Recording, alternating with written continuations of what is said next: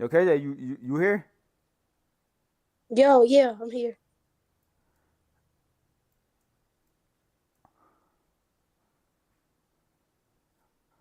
That's just how people use it. I'm annoying.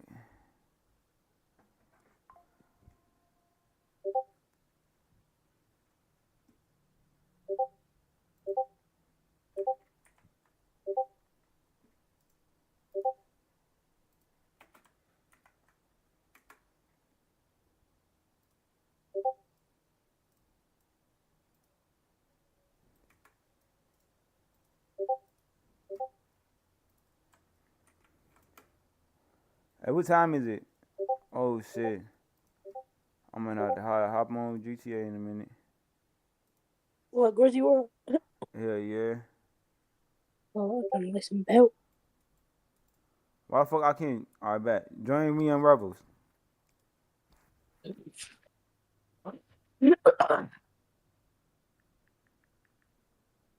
Damn, man.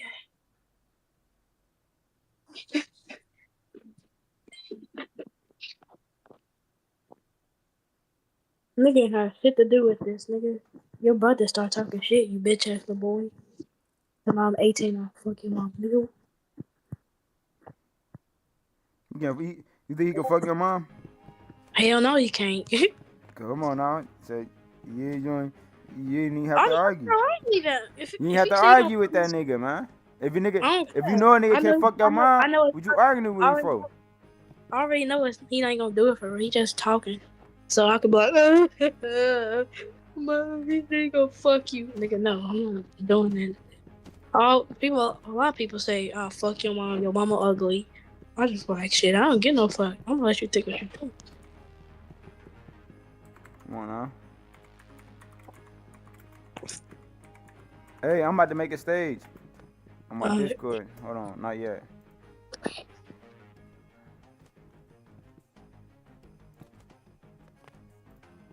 Damn, this nigga still playing Fortnite. Called this nigga an hour ago. I'm supposed to be downloading Fortnite too though. You playing Fortnite?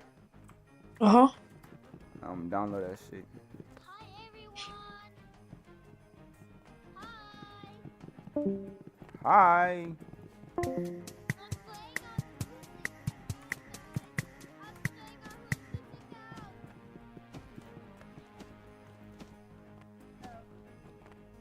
Who wants to 1v1 me? Are you playing this game? Yeah. I'm a little bit pro. You wanna 1v1 me? You wanna 1v1 me? All right. Hey, join me, KJ. 1v1. Let's 1v1. Come on, let's 1v1.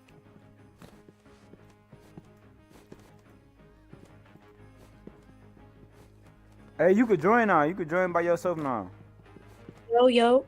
Hey, leave and see if you could join the stage without I had to get invited. I did. You heard me? Huh? Leave the car and see if you could join the stage without being invited. Alright, hold up.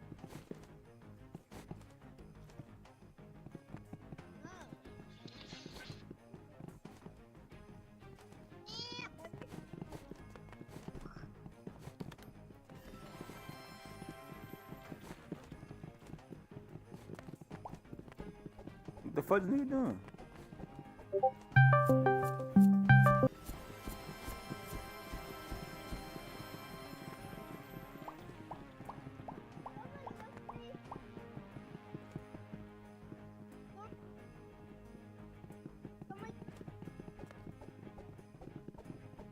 Yeah, I I can. bet.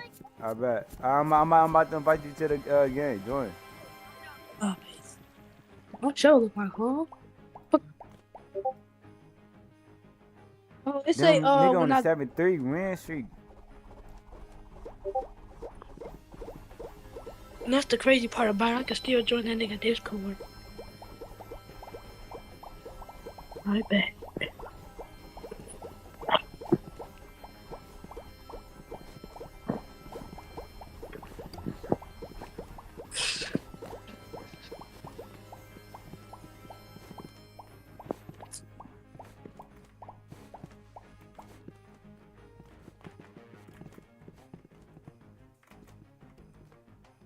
Oh.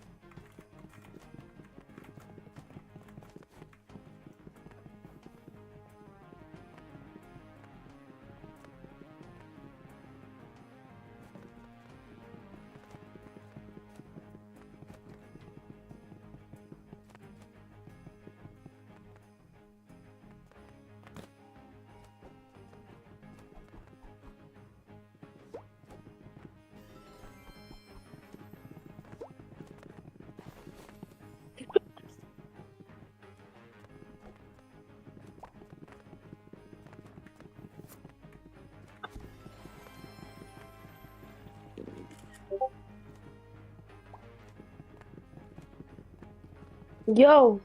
What's that word? Oh. Yo.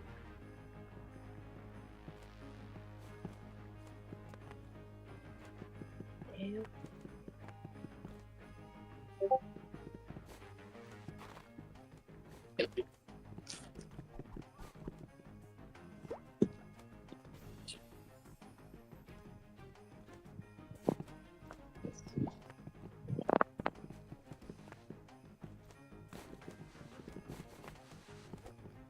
Alright, you ready? Yeah. Lay some shit down. Brother, you got to go. You just spanking shit, nigga.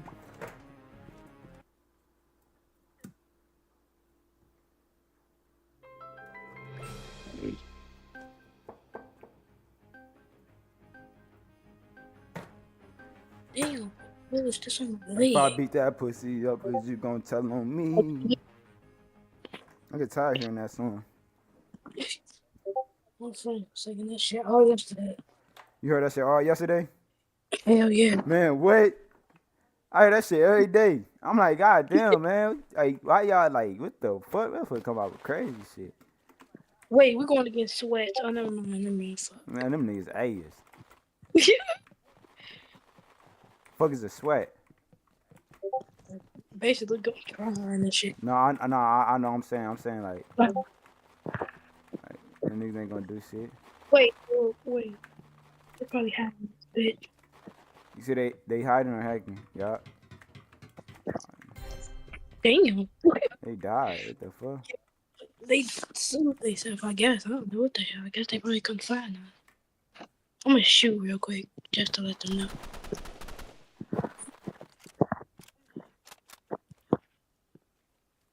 Wait. Oh, never mind. What's this?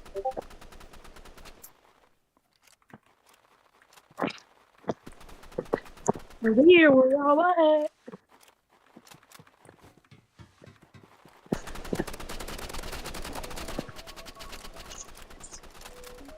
Oh shit!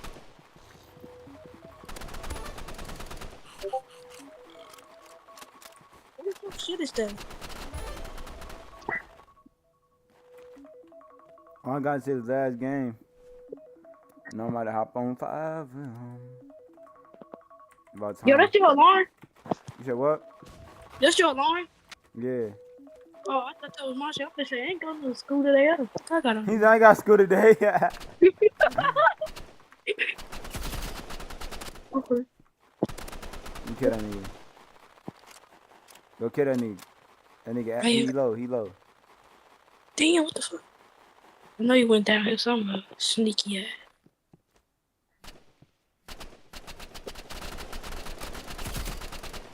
Bitch. No. Fuck! Damn, my shit need to reload. Don't panic. See? You can't panic. You gotta just go in. It's alright. We winning anyway. Oh, so then where them niggas at? They over here. Right there. Come here, let me chainsaw you. Fuck. I'm trying to chainsaw. The other one right there. Yeah, down there. Probably hiding his ass off.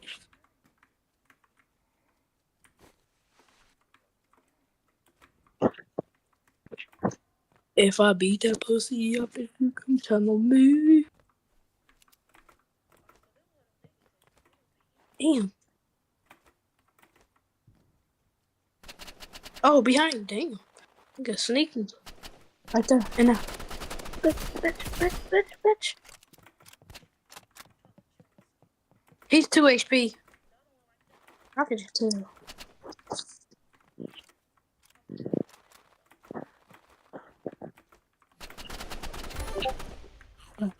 Serious, that's 2 HP.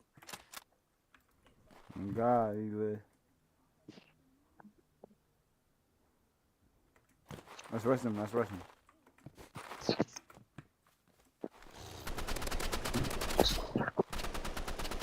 Oh shit. Hold on, I gotta lock in right here.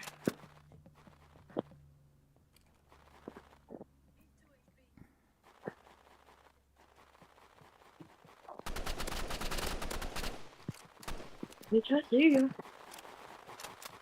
Come on. Come on.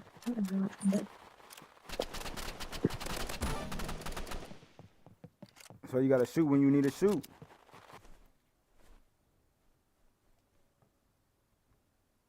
Niggas don't want to mess me in real life. He said real life. Oh, these niggas cheating. Hold on, I got him. I just want to go come down the other way. Use my chainsaw on this bitch ass.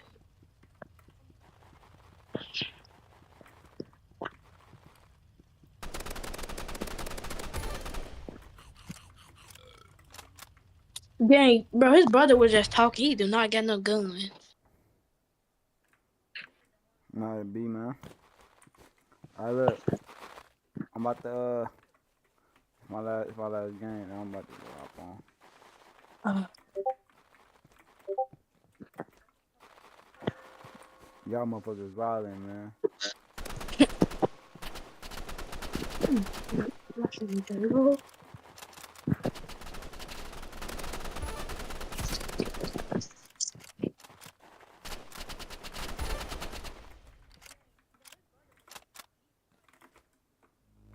Brah! And you know that's me, nigga. Always MVP, nigga.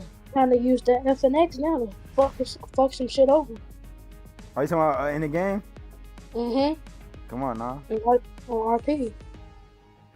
Yes, sir. Yes, sir. Oh, how about that bit right now?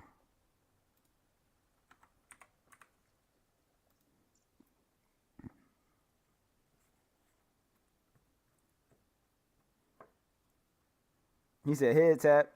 I head tap that nigga. And he hung out the car on me, shit. Imagine that the nigga that had the red shit on up in RP right now. You said what? I said imagine yeah, funky car. I said imagine a nigga with the red shit on playing right now. Nigga like that nigga ain't want no smoke. He hung out the car on me, nigga. Head tap. Come here. I was like, yo, I see. In front of him. That was the PP that was in? Yup. That was a BP. Talking about that blue Trackhawk? Look, KJ, you talking about that blue Trackhawk? Uh-huh. Yeah, it was a BP. Where I be needing niggas that remind me on some shit. That's how I know you was really watching a movie, though. I'm finna give me 3 monitors next for my birthday. You said 3 monitors? Hell yeah, boy. And I'm finna get, boy. You got a PC? Huh? You got a PC? Well, basically, yeah, but I only got 1 monitor for right now. I'm monitor now, but only 1 monitor. Then I'm gonna get. What kind of PC you got? You don't know? Hell no, I ain't even look at the shit because I ain't even looking at my shit. I ain't looking at my cousin did. So he just told me to throw the box out. I was hurry up. I was ready. I was rushing. Throw that shit out. Come back in the house and play that shit. I don't even know. Hell yeah. Hell yeah. Took his pipe, thought he was gay. No, that's who they. No, that's who he took. They took his pipe. The nigga I said was in the red hoodie in that video. Yeah. The nigga you said you knew that he died 50. The nigga when we was watching came around flexing. Yeah. Him, you heard about him. He died, but you ain't like something you said. That's the nigga who took the nigga in the red hoodie pipe. Oh, they took 50 pipe? No, they took the nigga I said that's in the red. Oh, you talking about the nigga I said They looked like a took his baby? Like pipe the youngest again. nigga? Yeah, the one with the red hoodie on that was in that video. They took his pipe. And then that's when some nigga named Lil Speedy backdoored him and he had a gin. He was in the case of the nigga that was in the red hoodie, he was in the house chilling or something. And then that's when they ran up in and shit and blew his dumb ass down. Oh, they killed him? Yes. Um, I think he died in December or October. shit crazy. And the only reason he died because he was dissing shit. He was dissing 50. That's why he died. He like went in that crib and shot his dumb ass down. Then the mama Crazy, came funny home. as hell, chat. The mama About little came home. nigga. The mama came home and said, damn, my son pronounced dead. That's what you said. Wait. The mom did what? The mom came in that bed, saw her son on the floor, pronounced dead. Oh, she said that shit on the news? I guess so. I don't watch the news like that, so I So won't how know you know she everything. said that? No, they said she said it. It was on YouTube. No, they had that shit on YouTube. I was watching it on YouTube when she said her son was pronounced dead. BSW to his head. So how that nigga 50 died? Oh, he died. He was with his sister Jada. I don't know. I think he probably was with Yeah, his that's family. right. Oh, so I do He be seeing ran. she be So on he was TikTok. She with be on them. TikTok He live and was. shit talking about it. Yeah, he ran. 50. He ran in the alleyway to go get something, but they heard shots. So his sister Jada was like, she started screaming and shit, and then that's when they pops came out and said, "Damn." He like, I heard a gunshot, and then he went. The pops went through the. He went to the back in the alley where 50 was at. So I guess them niggas popped 50, and then that's when Jada started screaming, and then that's when the pops went back there to see what his son did, and he was like, "Damn." So he did that shit himself. Oh, he killed himself? No, the nigga whoever he was going to backdoor him basically. So he ran. He was by himself. He ran in the alley with like it was niggas in the alley waiting on him or something. Cause he probably was on the phone with them niggas talking about finna pull up and grab something. The whole time they probably was like they probably was like shit. He ain't grabbing shit. We finna backdoor him or something. So he ran. They pulled up. He ran to the alleyway and he killed them. And then that's when this popped like I heard gunshots. That shit crazy. And then the sad part is some nigga on YouTube keep talking about he died by a stove. By a stove. Yes, nigga, he did not die by no stove. Hold on, I'm gonna show you. Shit crazy. When that nigga a rapper or something like that? Yep. Or he was an upcoming rapper, or he was a rapper. He was a rapper, like his name Q50 Lil 50. So look, hold on, I'm gonna have to show you. This is sister. Hold on. I know it's Jada. Yeah, Jada. And then he was hanging out with Quan. I just seen that bitch on TikTok. Quan. Oh, he be hanging out with niggas I know. Me know, look, KJ. I know. Well, you saw on the couch TV with them? Yeah. You saw the nigga with the green hoodie on? No, I ain't really pay attention. Oh. You know that nigga? Huh? You know that nigga? Yeah.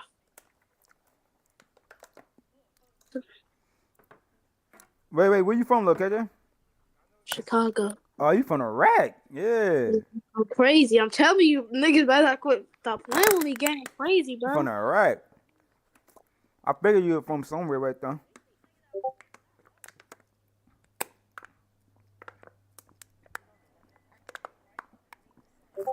Yeah, he died in the alleyway because he ran. He ran by himself in the alleyway. He died. Shit crazy. Oh yeah, them alleys in Chicago is crazy. You got alleys everywhere. Yeah, they be over here. They be on 67 shooting music videos. Yeah, they be over here in Chicago. Probably why he died because he was over here. Are they beefing with them But they niggas? look. No, I don't be with them niggas. But if I wanted to be with them niggas, I would. No, I said is they beefing with them niggas? What niggas? The niggas that on 67. Oh yeah, I guess yeah. Quan get him going. He be shooting his music videos over here. He said he don't play, he get down. The nigga 50 was doing a lot of shit. He was jacking cars, all type of shit. Would you say? And yeah, to yo chat, reloading in the Grizzly-Where, man. So y'all make sure y'all stay tapped in, man. Y'all keep me tagged in, man. Look, Y'all look, go look, send it look, look, live. look, look, look, look. What's that Watch word? this. Look, hold on. Tell me if you can see my shit. I'm about to show them something. Look, No, let me see. you see it? Look, that's him right I there. seen that shit. Look, What y'all homie queso or something? Y'all see, look. Told you, them niggas. Boy, I swear, them niggas do not be playing. Wait, so they bloodhound? They cousin Lil Speedy blood him, but he claimed he blood him. So they were like, if you in the middle, then they were like in the middle. I can hear your shit went in and out. Something that tough cousin go on now. Yeah, Yo, yo, you heard me? yeah. No, what you say? I said you said what's that? No, they not blood him. I said they cousin Lil Speedy blood him.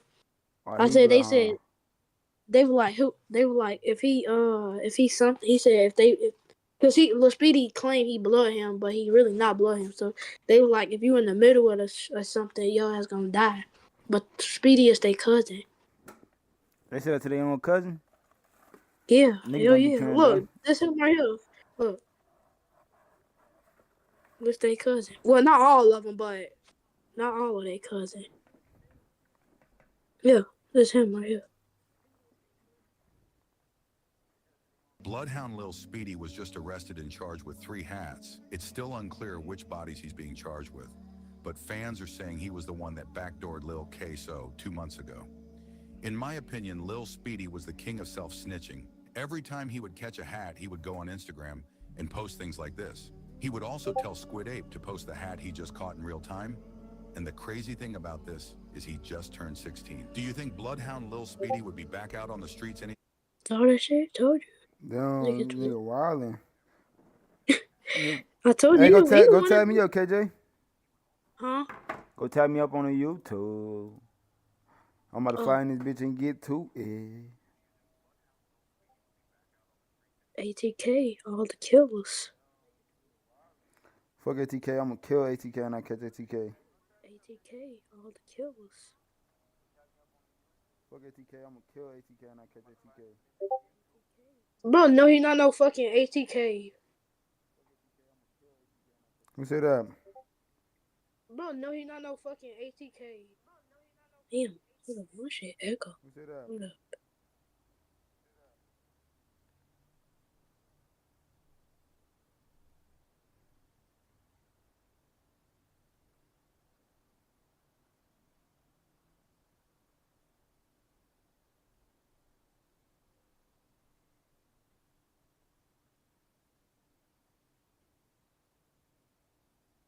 Hey, Mir.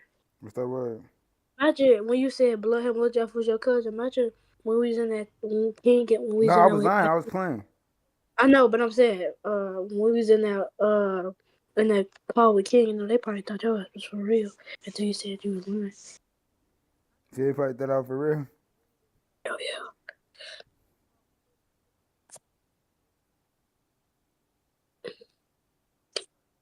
I'm first. Yeah, I'm definitely. Hell yeah, I gotta get me some more 2 more monitors. I cannot just play on one fucking monitor. You only can play on one monitor. You just need a second monitor to see your chat and like see like other shit that you want to use. Like say you want to listen to music. You know, you ain't gotta have it on that one screen. You got it on the other screen type shit. And I'm gonna start doing that shit. A lot of niggas save up their money for their B-day.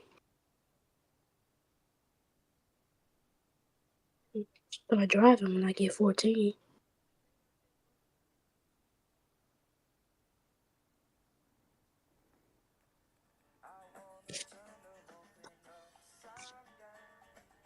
Oh, TikTok. What as hell? Oh, bad. Oh, you saw that Jay Senso? When he like, when him in Brooklyn was like, she said he got a small scrimp. Oh. For you, he watching. Huh? For you, he watching. This nigga. They said Fortnite from Temu. On God, that's Fortnite from Temu.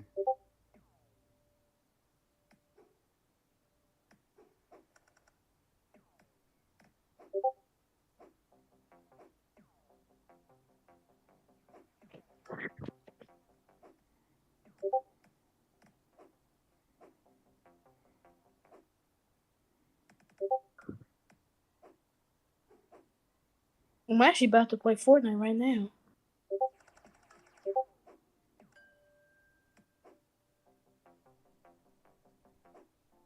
I'm playing this shit until fucking 2:30. 2:35.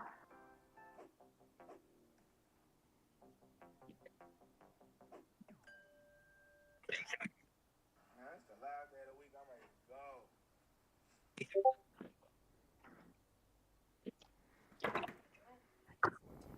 Get y'all something to watch, chat. We're gonna watch some high speed chase, man. High speed. Wait, you know how Kai be doing that shit? We tell the motherfuckers that if you watching the screen, turn left. Yeah.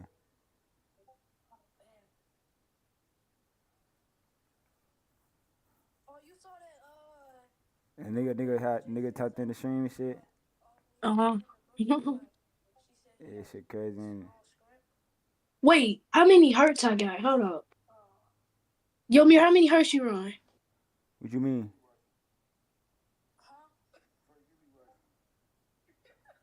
What you talking about? Like on your PC? 180. Damn. He's talking about down. And you run the same damn shit.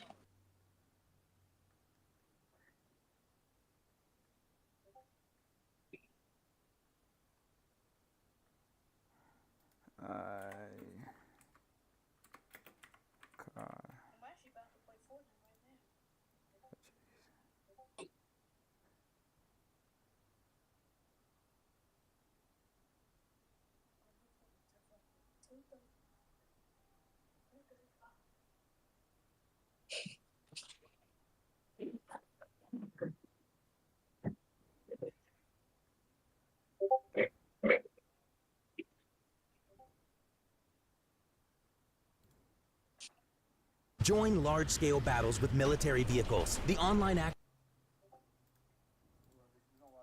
We've got some breaking news. Let's go right up to Mike Lorber in Sky 5 over this high-speed chase. Mike? This has been going on for about 20 minutes. We've been listening to the dispatch on Espern. This is a Hyundai SUV that, according to the Illinois State Police dispatch, is wanted for armed robbery earlier this day. This pursuit we heard on the Espern started off the Bishop Ford Freeway. That's 94. Went back and forth and Sibley, went down to the south suburbs. Almost a collision about 3 minutes ago where this vehicle, as you can see, an extremely high rate of speed, turned around in Glenwood Dyer Road, Currently, this is Make sure y'all northbound talk to you, though, Chad. I'll 394, talk back. and we are about a mile before I-80. This vehicle, I would say at this point, is exceeding about 100 miles an hour. There is one, Max is going to stay with the vehicle here, so what you cannot see is behind it is the Illinois State Police and several suburbs that are coming up on this as well. Several times they were almost able to get to this vehicle, haven't been able to do it as of yet. Behind this vehicle, there are probably about a dozen squads with their lights flashing. So now we're northbound on 394. There's a lot of interchanges here where this vehicle can go several directions. If they go east, they go towards Indiana. If they go west, they'll head towards the Tri-State Tollway, or they may continue northbound into the city, and it looks like that's their plan right now. So this has been ongoing again. This is a Hyundai, and they're saying from this point that this vehicle was wanted for armed robbery. Now it's heading towards the city, so we're northbound 394. As you can see, driving erratically here. This is the Bishop Ford. This is the beginning of the Bishop Ford Freeway, northbound as we get up towards about 167th Street. Again, a lot of vehicles behind this.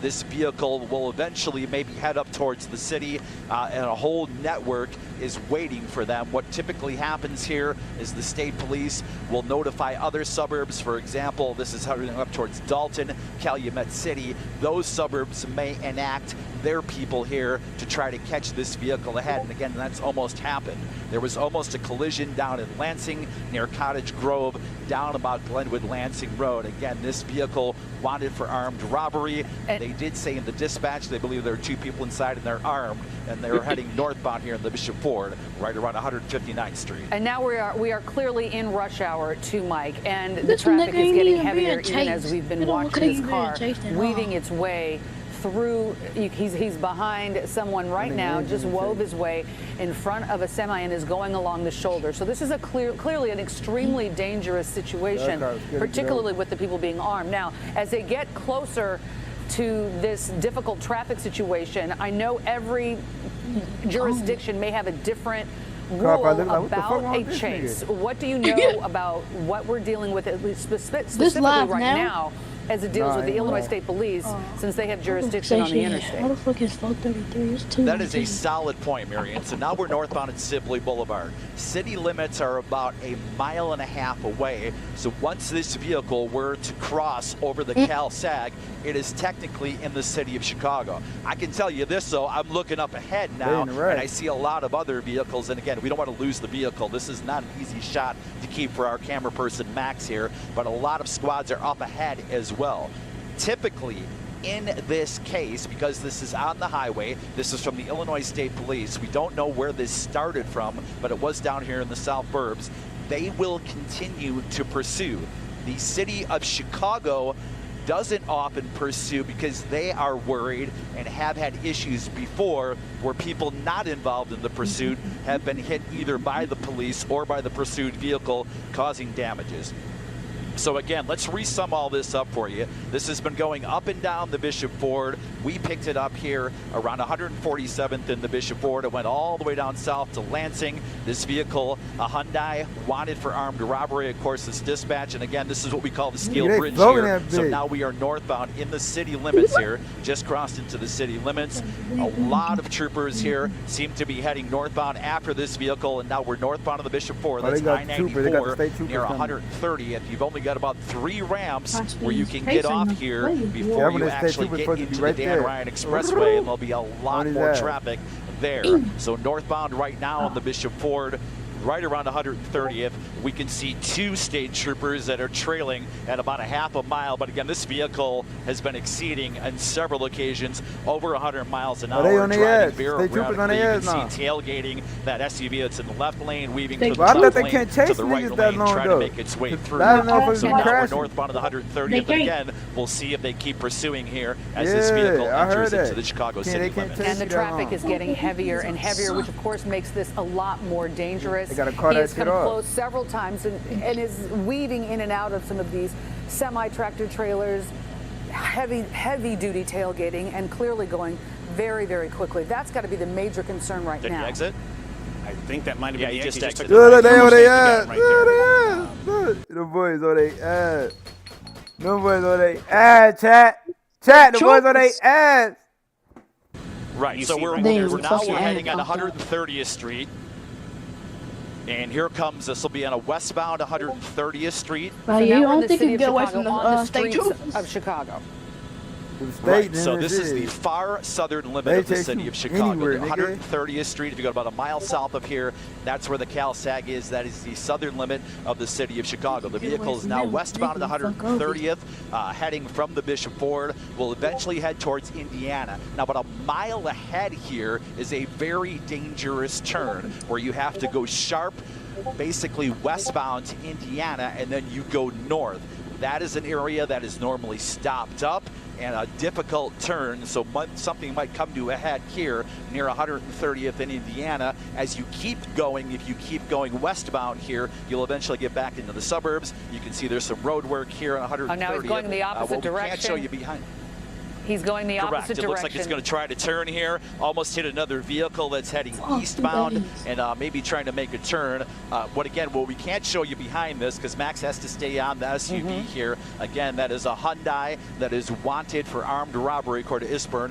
Now we've got maybe about a half a dozen troopers with lights flashing here going westbound at 130th. So we're coming up to that railroad interchange here. This is 130th in Indiana. You go underneath and we'll have to turn either right or left here. You've got a lot of vehicles also that come north or south. This is a dangerous intersection as it is, so let's see what the vehicle does here. All right, so it's going to get northbound. This is on Indiana, and again, we're still in the city of Chicago.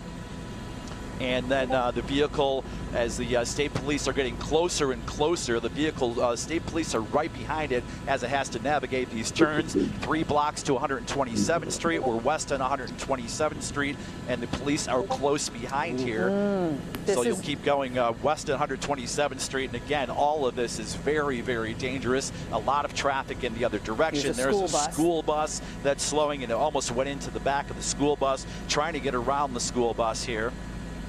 This is a dangerous situation. Let's hope that school bus isn't occupied with kids. The vehicle able to get by here as the police continue this pursuit. This has been ongoing. We've been listening to this, I believe, since about 4:15. It's been ongoing before this, and again, it's traveled probably north and southbound of another 15 or 20 minutes, and maybe about 20 to 30 miles here. Went from all the way from where we are now near 130th, and now this vehicle is really picking up speed in the straightaway here on west of 127th. Went all the way down to Lansing, almost collided with a few vehicles, came all the way back north on the 394 here to the Bishop Ford. Now we're on 127th. There is an officer waiting for this vehicle here at 127th and Halstead, and that is coming up in a matter of seconds here, so we'll see what happens. They have to stop for the light at Halstead in traffic, and there is another squad that is right there. Just missed that, I believe that's Calumet City. That's coming in at 127th and Halstead. You'll notice that a lot of the pursuees here are either Illinois State Police or suburban jurisdictions here, as this vehicle keeps going to 127th Street.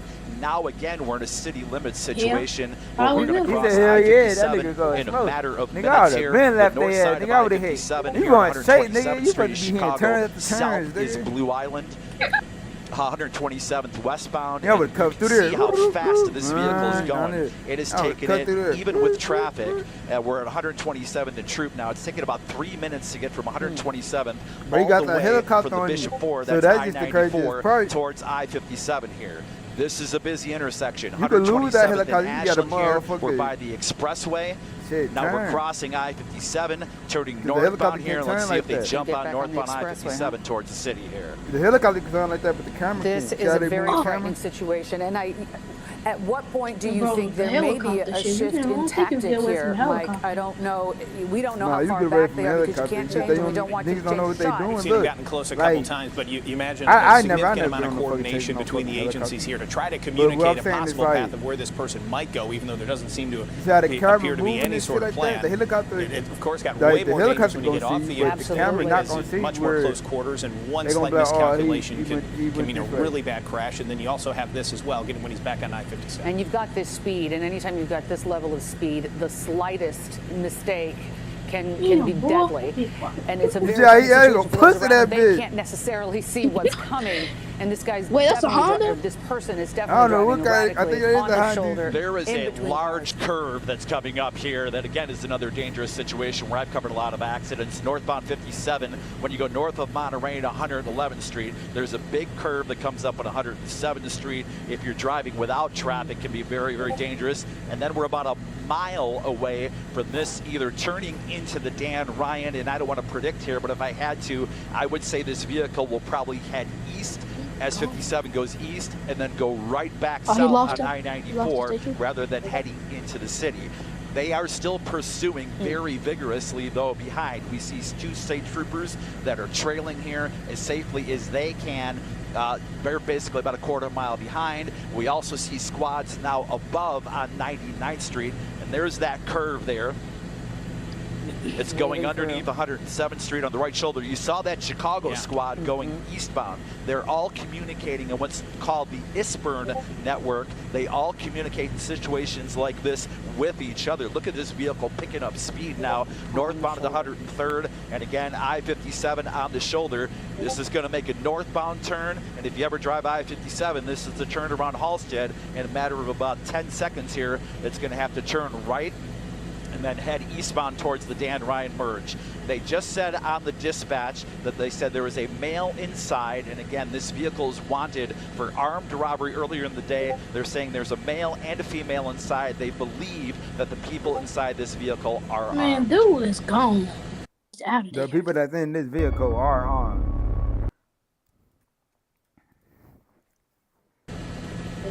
Riveting to watch this, but so frightening. He's gone. And I worry, honestly, the most about the people that they are approaching. They have no idea what's coming their way, except someone that's moving very quickly. And how many times have you been on the expressway and had some really fast driver come up on you and scare you, and your reactions become critical? So it's really a frightening moment right now just to watch this and where they're going to go and how police can even manage this. How, you know, what kind of strategies they have to use to try to be able to handle this situation, because we have seen what happens when these chases go horribly wrong. And in a crash, and that's so often the case. Exactly. Now we're on the Dan Ryan. So now they just went north on the Dan Ryan, and as we all know, a lot more traffic on the Dan Ryan. So now northbound, really again picking up that speed here. Northbound that area Dan over there Ryan. look familiar? We're going to come up on 95th Street here.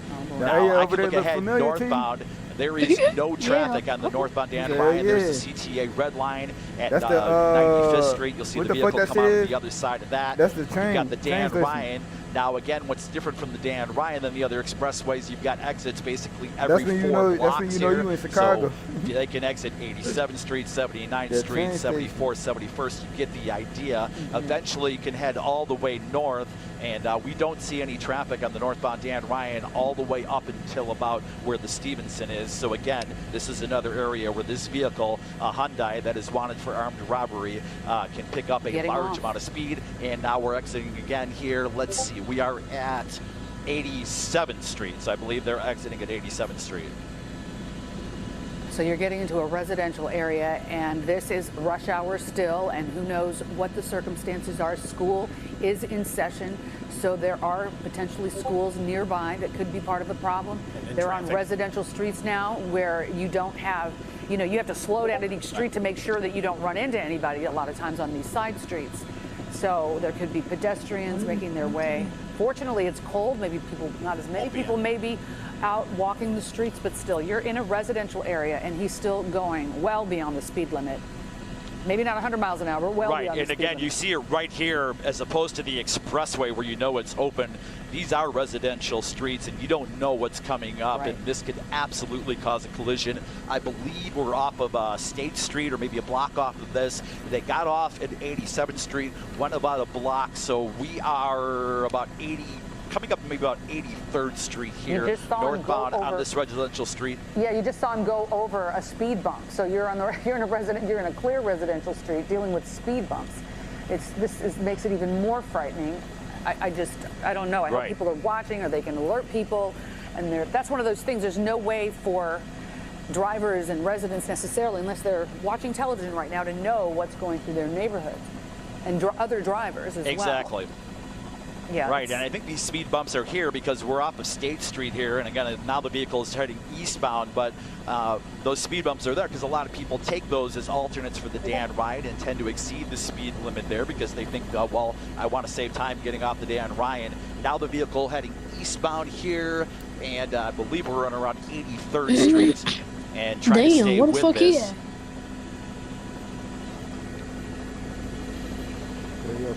I'm not sure, and I was looking behind here when we're trying to figure this out. I'm trying to figure out if the state police or the people have been pursuing even know where this vehicle still is. They may have lost him because we're looking. I'm trying to look behind as we stay with the vehicle, which I believe is east and around 83rd Street, and they may have lost the vehicle. So if anybody's listening in, this looks like east on 83rd Street. We're about a block or two from Martin Luther King, which is 400 east here. Again, that vehicle bailed off the Dan Ryan, and I believe this is coming up on MLK now and went eastbound across MLK. So that was Martin Luther King here, and eastbound, I believe, again, this is 83rd Street. And again, Marion, as you were talking about, this is a residential area where speed limits are about 20 or 25 miles an hour. You've got a stop sign almost at every light here. Now the vehicle going northbound, so we're at about 600 east here, northbound, and a very residential area, and now we're parked. So the vehicle has pulled in and don't know the helicopter on his about 2 blocks east of Martin Luther King here, and we're north of 83rd Street. Looks like somebody got out of the vehicle. What's that, Max? The cameraman's talking. What's that, Max? Okay, so we've got one person that got out of the car that's behind that tree there, and we see in the center, and then one person that is still in the car.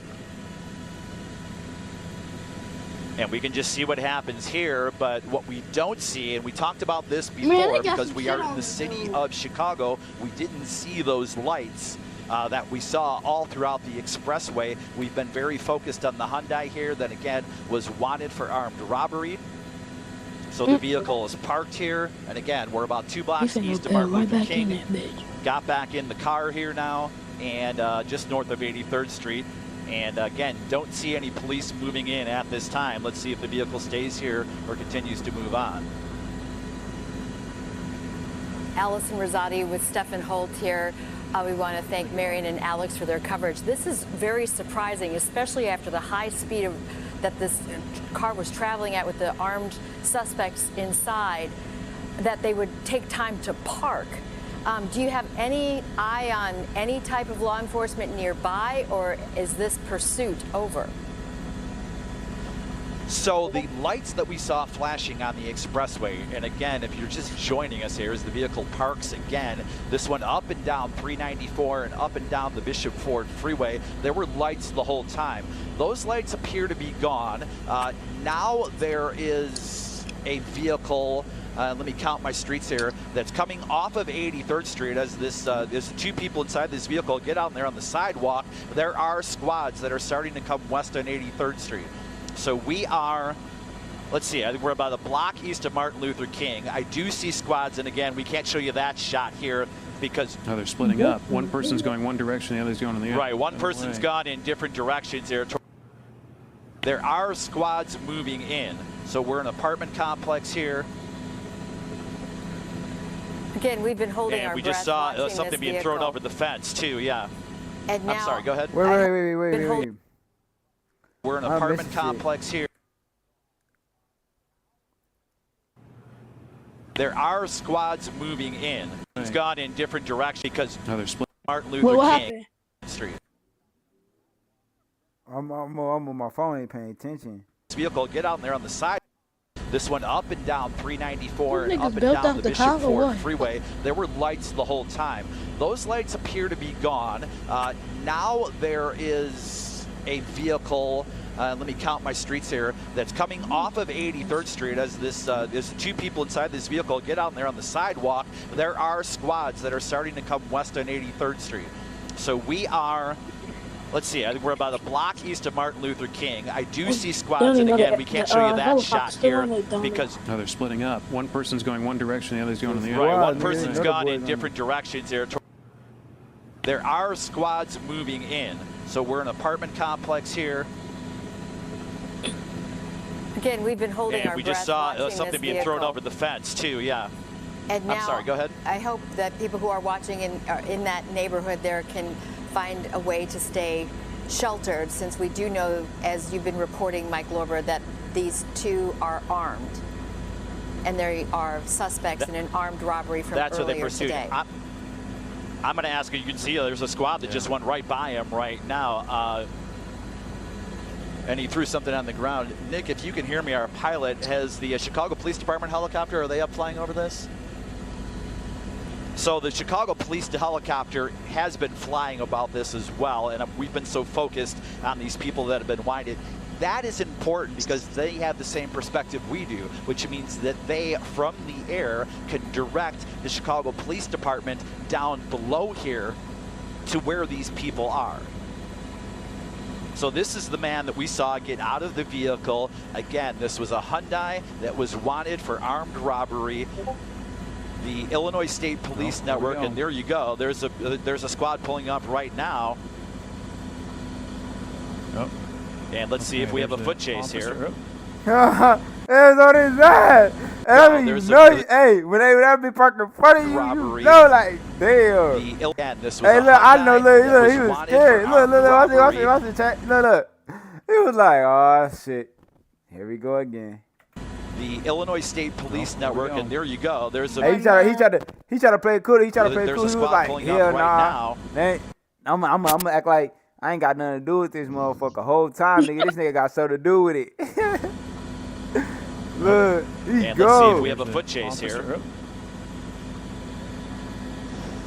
I believe we're on 83rd Street, and I believe somebody is about to be taken into custody. Yo, what's that word?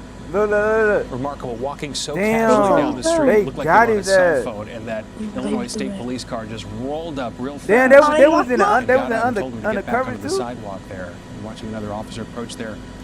I have to say, I was So this has come to an end. Concerned because of the fact that there was an armed situation, that there Man, might have I been went some with that nigga. What's wrong resistance or locking me up for, shootout. bitch? So thank God this what? appears to be ending So that's peacefully crazy. with the suspect. Other dudes bounce. You see how they split up? Other Right, dude I ain't believe get we caught. are 83rd Yeah, we can Street see us. and Martin Luther King, 83rd and King Drive. You know, might get fucked So by that again, shit it looks like very we're in fast. custody. Mike, just to confirm, we saw two people get out of that vehicle. This was the Look, one you see how the other gentleman dude split up turned to though? the right of the camera, the other person went left. Do we have any idea on what happened to that person? We don't. And See, I Max, told asked you, my you said the other person because, red Max light. was Yeah, following right, as well. We deal saw with the that other person? person go in the other direction, eastbound. That was off of 83rd Street. That's correct. All right, so just to sum all of this up very quickly, this pursuit went on for about 30 or 40 minutes. It was off of the Bishop Ford, I-94, went all the way south to Lansing near about 183rd Street, Glenwood Dyer. They put him came in the back north passenger? on 394, all the way into about 127th Street, across Wait, I-27 into the city, go bailed back. off the Dan Ryan They at put about that nigga in the 83rd passenger. Residential. Yeah, that's the best. Police to this all the way into about 127th Street, across to I-57 into the city, bailed off Look, watch this.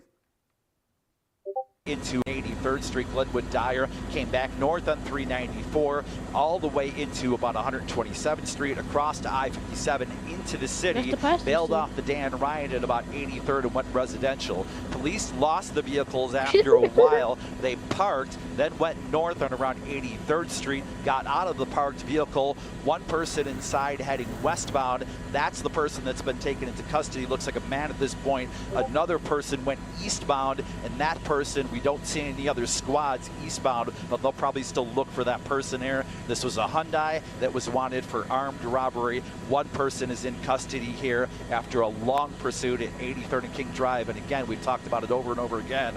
We thought there may be a collision. This vehicle several times driving dangerously over 100 miles per hour. No collision. A lot of Illinois State Police, Cook County Police, more squads are coming into the area here near 83rd and Martin Luther King Drive. Well, nothing short of a miracle in the fact that that high rate of speed in that police pursuit, there were no collisions. That's how they be on the highway though. Even next to my a school car, bus. I don't know about you, but I was know, holding you my be like, breath no, when it went around the school Too bus. close for comfort. Nice job, Mike Lorber and your crew up there in Sky 5 following this pursuit and what appears to be an arrest, and we're not sure about the second person that was in that vehicle, if that person has been apprehended. And we'll try and stay on top of this. I would guess that's why we've got police heading east from here. We're going to keep an eye on that for you. We'll get back to you if we see the police moving in on that second person. So why they got their lights on? Michael Orber, Sky 5, we appreciate the coverage of this high-speed chase through the southern, but I ain't catching the south side of Chicago right now. Mike, thank you so much. They already took enough time, nigga, to catch dude. No, bro, they did. They took like 15. Man, what? They took enough time to catch dude. Hey, I ain't gonna lie. Hey, we finna watch some shit. And I'm still in the fucking key. We gonna watch some shit with some fast shit, like some fast cars. Let me take a look. Let me see.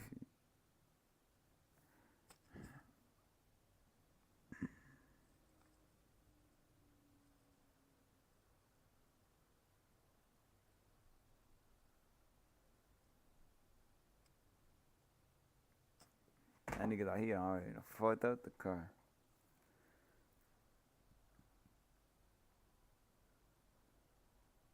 Did you get in yet? Hell nah.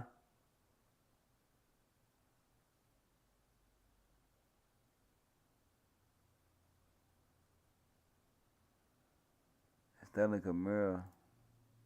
Look at this wrong side of the road yet again. We are southbound on Hoover, approaching Alvarado. Another pedestrian in a crosswalk. Terrible situation with that, and he's going to continue. Now we're hearing that the Olympic Division of LAPD is taking over the pursuit. Look at him. He's going to try to squeeze through. He's already hit that CHP unit. He's going to tap that vehicle. Look at that. He's going to push him out of the way. Wait, what the fuck? He's through. He's already. Olympic Division of LAPD is taking over the pursuit. Look at him. He's going to try to squeeze through. He's already hit that CHP unit. He's going to tap that vehicle. Look at that. He's going to push him out of the way. Unbelievable. Almost like a pitman over there, just moving that car to get away. Unbelievable. That innocent driver not knowing what's going on. All of a sudden, this guy comes up and hits you like that. And now he's going to go westbound here on Venice Boulevard. High rate of speed yet again. Yeah, a Mustang. Dangerous situation out here at this hour. And Gil, you said this started in Gardena, an alleged stolen vehicle. Not clear how many people are in this vehicle. Obviously, there's the driver. Have we heard anything about other passengers, or that if he's possibly armed or not? It might be a Mustang. We haven't heard anything about being armed or if there's other passengers. You might be able to look. I'm going to try to get in a tighter shot here in a second. Yes, Camaro. Wow, look at that move. Running red lights down the double yellows. Again, wrong side of the road. We'll try to get a look inside the vehicle if we can, but he's going to have heavy traffic yet again. Another signal. Nowhere to go. And again, a lot of people out on foot. Let's take a look inside the car here if we can. Hard to see it, but he's going to make a right-hand turn. This is going to be on Hoover. And the airship's still tracking, looking for the ground units. Let me come out real quick and see. There's just so much traffic. It's hard for those units to get behind it. He almost hit somebody. The 10 freeway, and under the 10 freeway. Look. Behind it. Here comes the 10 freeway. Wait. Let me go back. Here comes. Look. So much traffic. It's you see that, right? Hard for those units to look.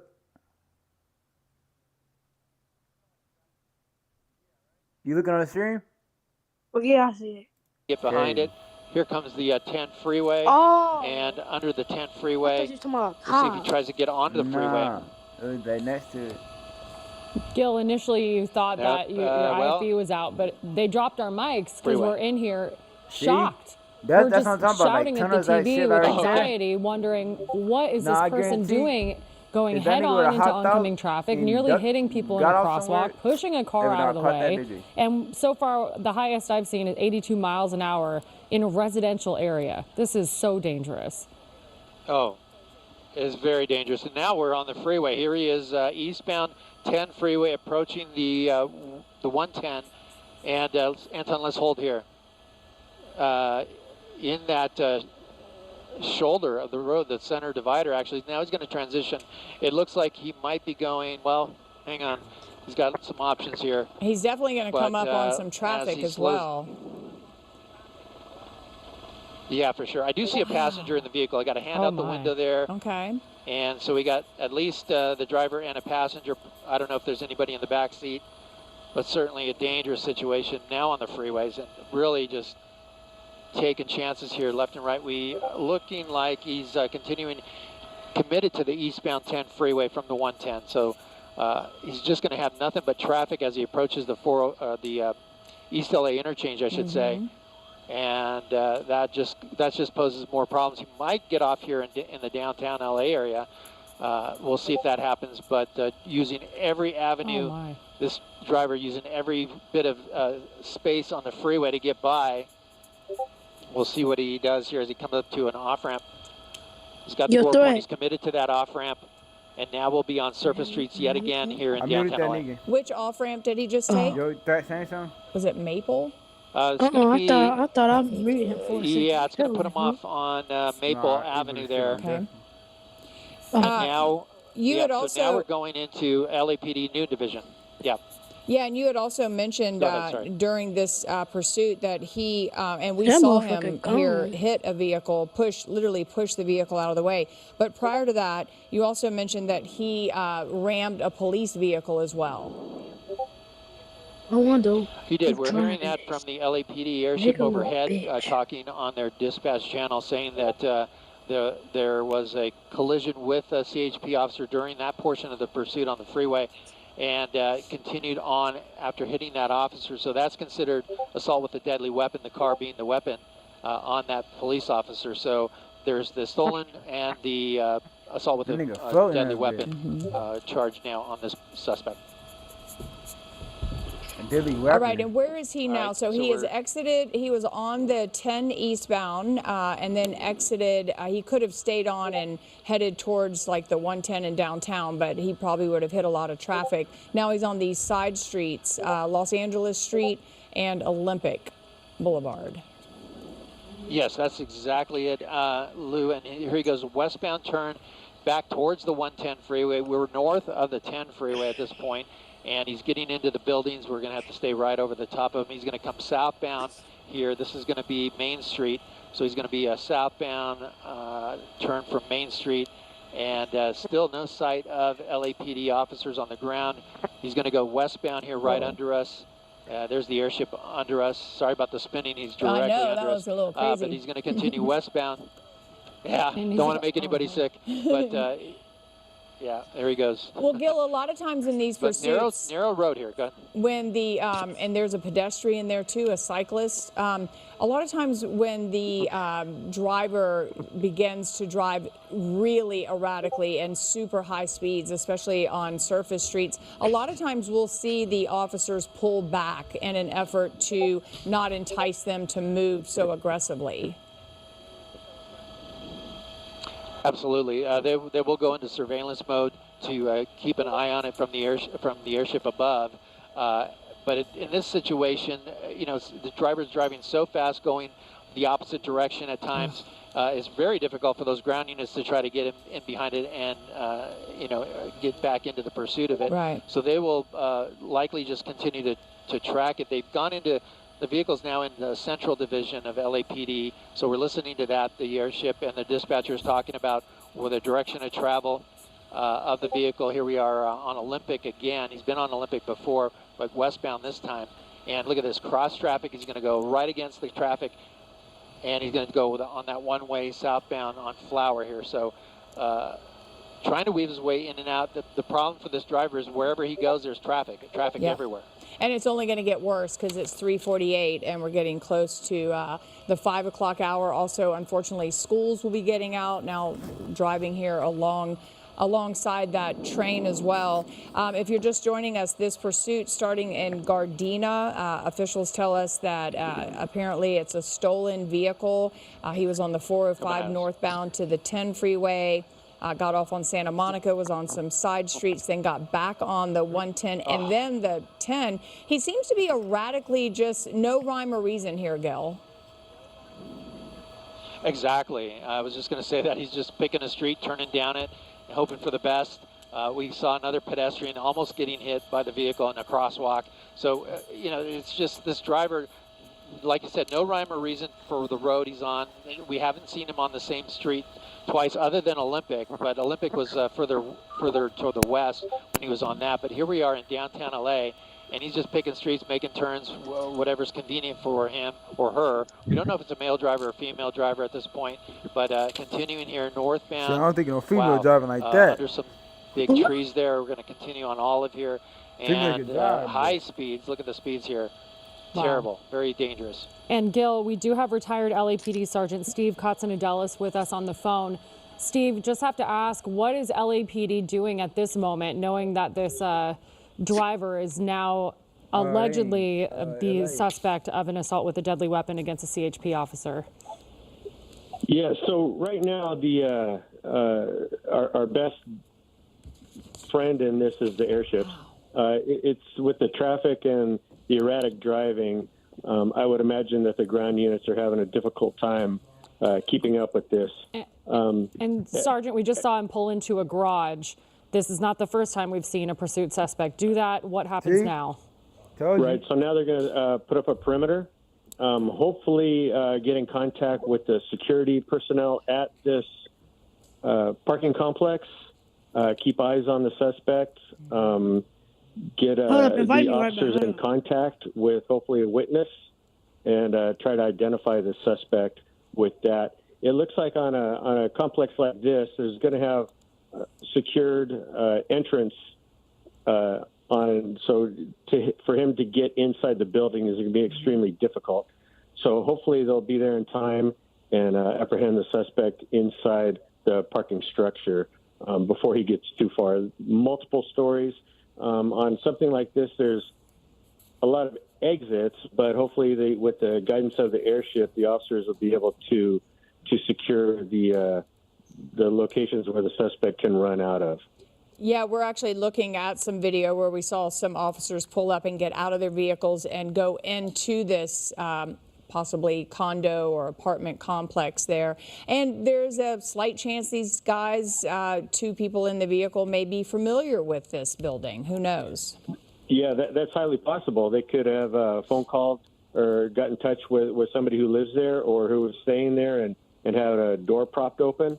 And then it would come back to basically the security at the location and the cameras, and rolling back the tape and getting a good description of these suspects and in their position of travel. If you're looking now, you see the black and whites on the corners, and right now they're setting up a perimeter in the event that the suspects do exit.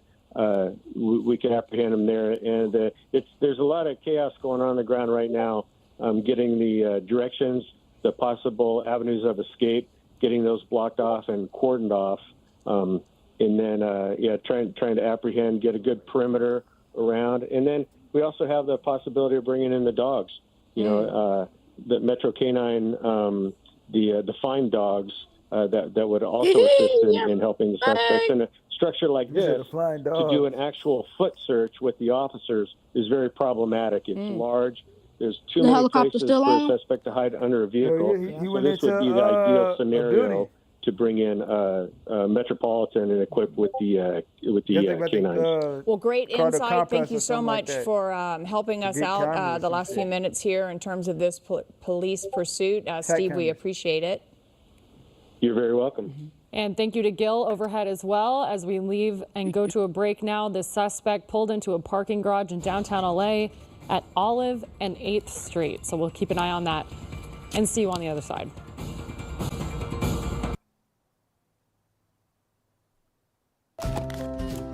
Nothing brings us together like Eggland's best eggs. Always so fresh and delicious, plus superior nutrition. For us, it's eggs any style, as long as they're the best. Eggland's best.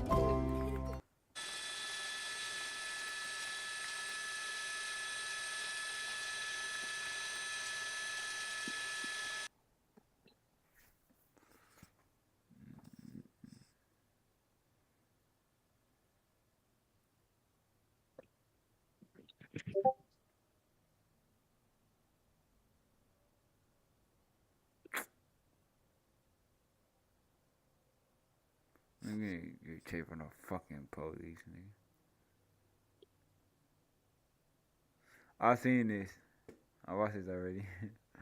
The little cow, was like it. That's it. Durango. Durango where? Oh, never mind. I thought I saw Durango.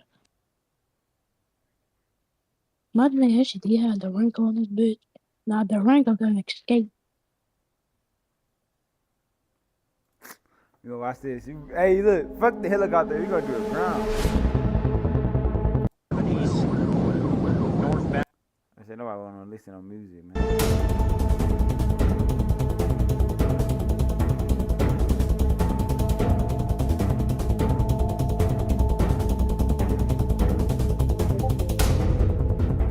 Man, what was I saying?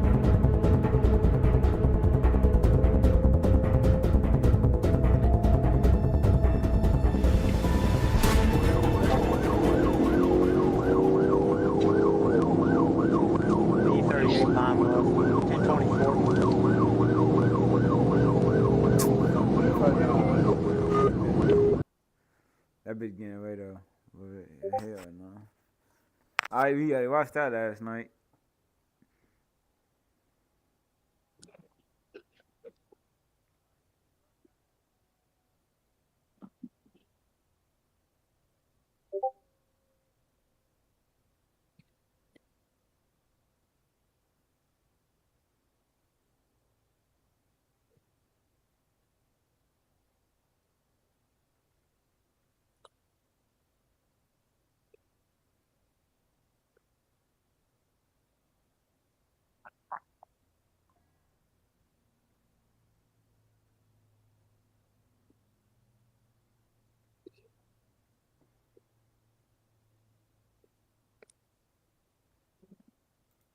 Hold on. You know what? We just picked this up from in the stolen race. We picked this up in the Santa Anita area near Pasadena. You can see it right there. It is a Rolls-Royce Phantom. So this is not a slouch of a vehicle, and it has been driving extremely recklessly, wrong side of the road. That actually got to a point where in the Pasadena area where the California Highway Patrol backed off because of the reckless driving in the traffic areas. You can see that is continuing now. We're very, very close to the, to Dodger Stadium, and you can see this vehicle continuing on. I'm going to bring up the map for you guys here. Whoa, whoa, whoa, whoa.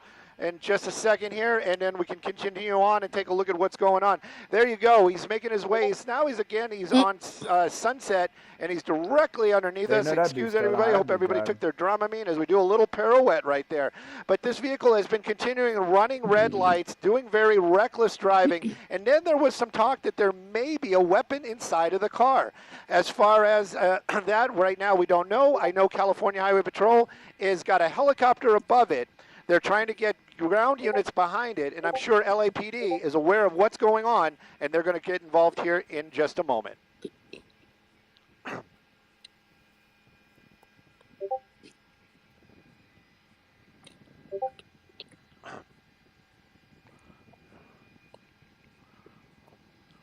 Wait, they get alerted before the fucking police? He definitely was on. He was on the 210 for quite a bit, and that's where our awesome Simon desk got a hold of us and said, "Hey, there's a pursuit. We should go." He was on the freeways for quite a while, but then got off in the Sierra Madre area and was in the Pasadena area. Look at this! Look at this! Look at this! Oh, look at that! It didn't, no contact, but that vehicle got really, really close. And this, this reckless driving continues out here. Again, I brought up a moment or two ago that this vehicle, not a slouch of a vehicle. It is a Rolls-Royce. It is a heavy vehicle, and of course, it has the horsepower to match that type of performance that you expect from a car like that. Right now, though, it's driving very, very recklessly. There is no law enforcement behind it, but we're making our way into the downtown area. I'm going to have to work with my pilot, Mike, today to keep an eye on it. I haven't seen him pop out between the buildings. This worries me. I do not want to lose that vehicle. Mike, we're going to have to get more over it.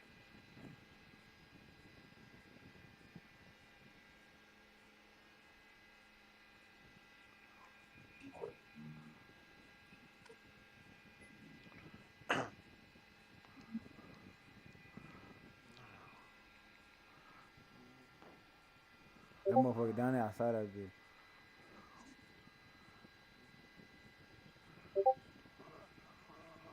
Okay.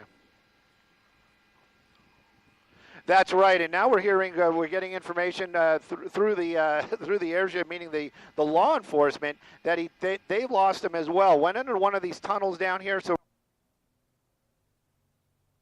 the law enforcement that they lost him as well. Went under one of these tunnels down here, so we're going to stay kind of, straight down just for a moment or two. We're going to listen and see if we can pick this thing back up. But right now, this is one of the reasons why, look, there he is. He was right there. It was right there. This is one of the reasons why they always want to keep the law enforcement on the ground behind him as well as in the air above him. Right now, though, I know this area not super well. There he is right there. And he's going to be southbound and continue. Oh, my God, he got caught right back. That nigga, see, look. Nigga, he should have got him out of sight.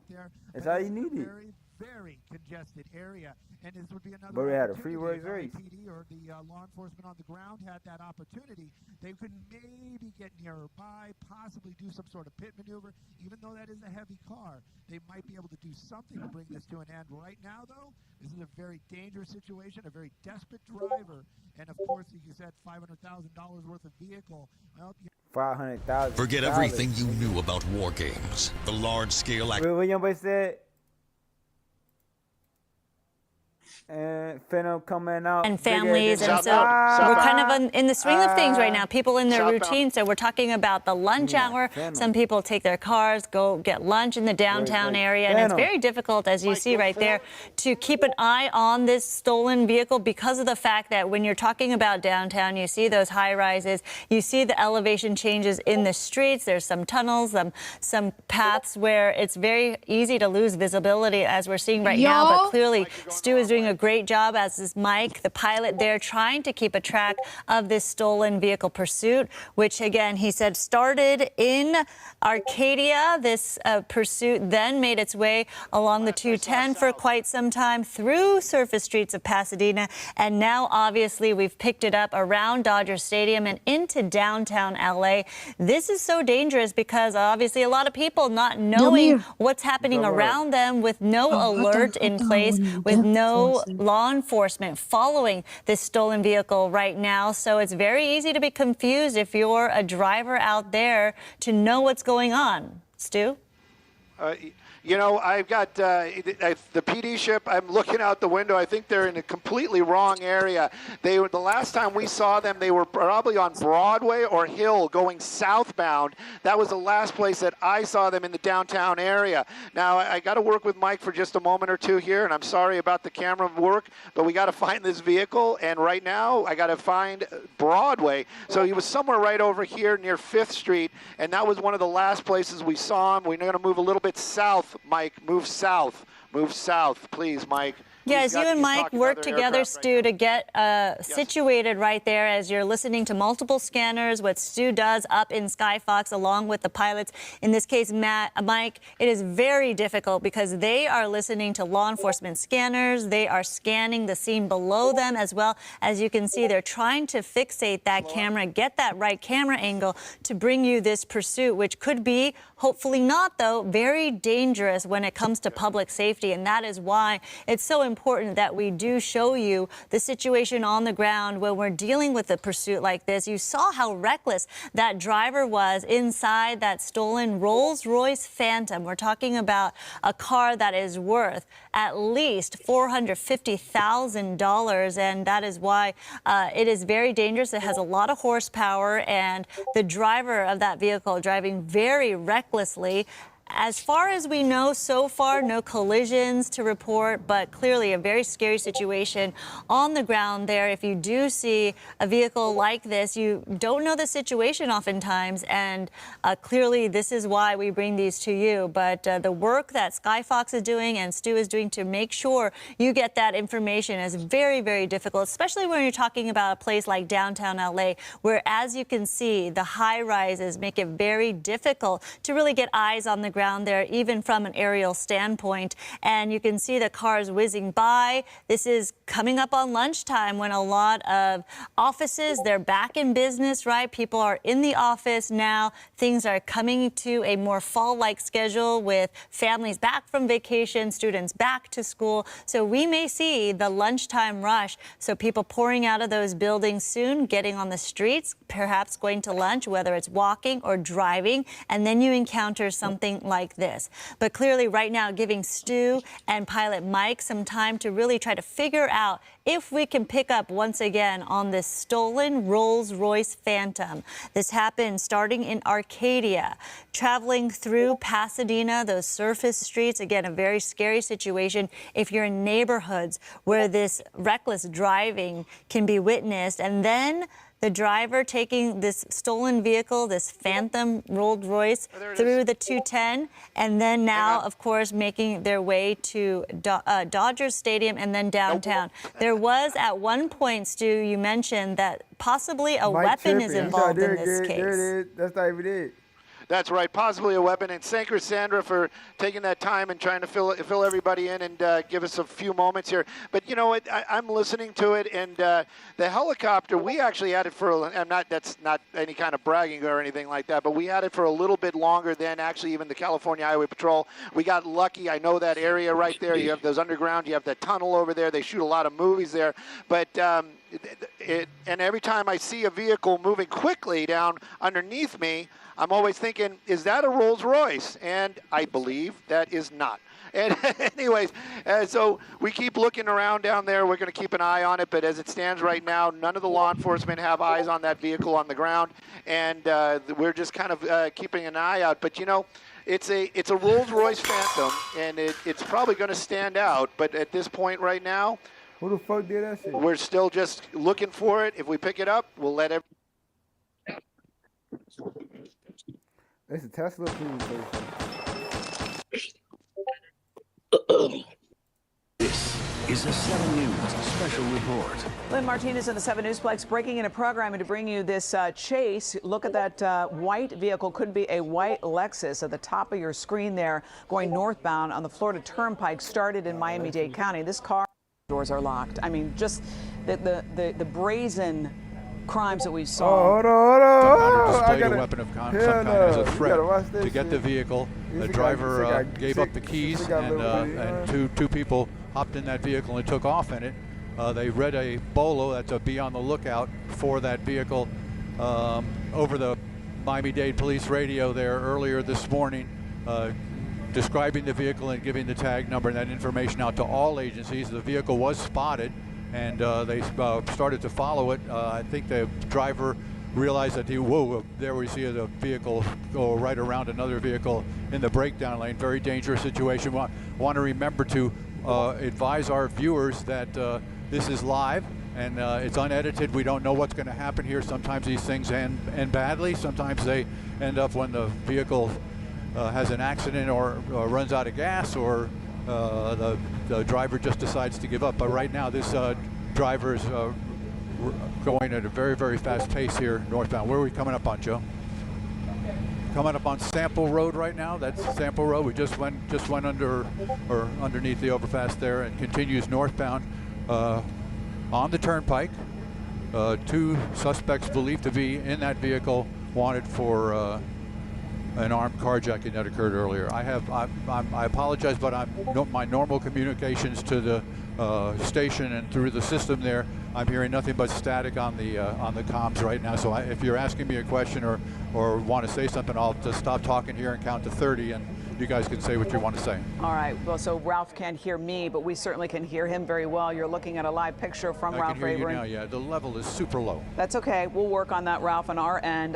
This driver is driving extraordinarily fast, dangerously fast there on the Florida Turnpike northbound, going on the shoulder, the right shoulder and the left shoulder, past Sample Road.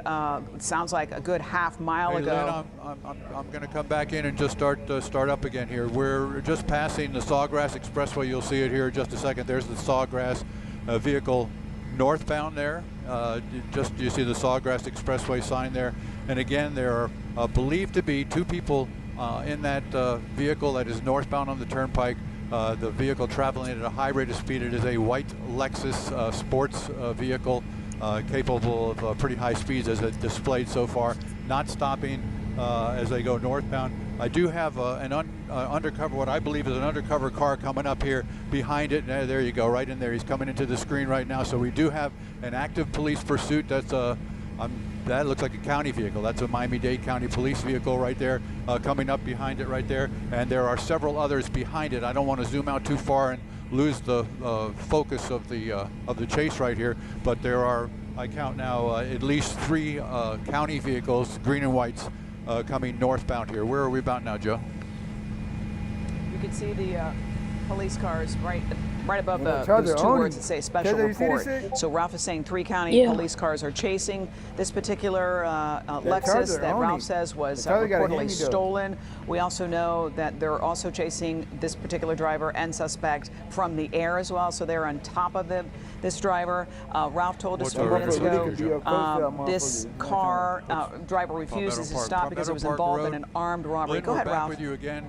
Palmetto Park Road is the cross street here on the turnpike as this police chase now that's probably 15 minutes old continues northbound on the turnpike. The vehicle unimpeded at this time continues at a high rate of speed there, using the breakdown lane on the far right side and then swerving back across slower traffic probably doing upwards of 60 or 70 miles an hour, so it gives you an idea of exactly how fast. Glades Road would be the next road northbound as this vehicle being pursued by police continues northbound. There are several Miami-Dade police units behind the vehicle. There's a Miami-Dade helicopter that was overhead here. There's also some troopers now I see coming into the picture here. Let me just zoom out just a little bit, see if you can see them there. There you see the one police cruiser. Looks like they're getting off here, Joe. Getting off right here. What is this? Glades Road. Glades Road, and going eastbound on Glades Road. Almost lost control there. He can turn westbound if he wants here, I'm being told. But right now he's continuing underneath us here, going, yeah. Okay, so Palm Beach, right there. He's in the center so they're lane. in Palm Beach County right now. Got off at Glades Road. Was going westbound. He's going to be going westbound. And there's a red light. Through the intersection there, against the light, and into slower traffic now. Slower traffic, trying to work his way around it. There are several units behind that vehicle, but he's come into slower traffic there, underneath the overpass there, and coming up on, let's see here. Yeah, he's going to continue westbound.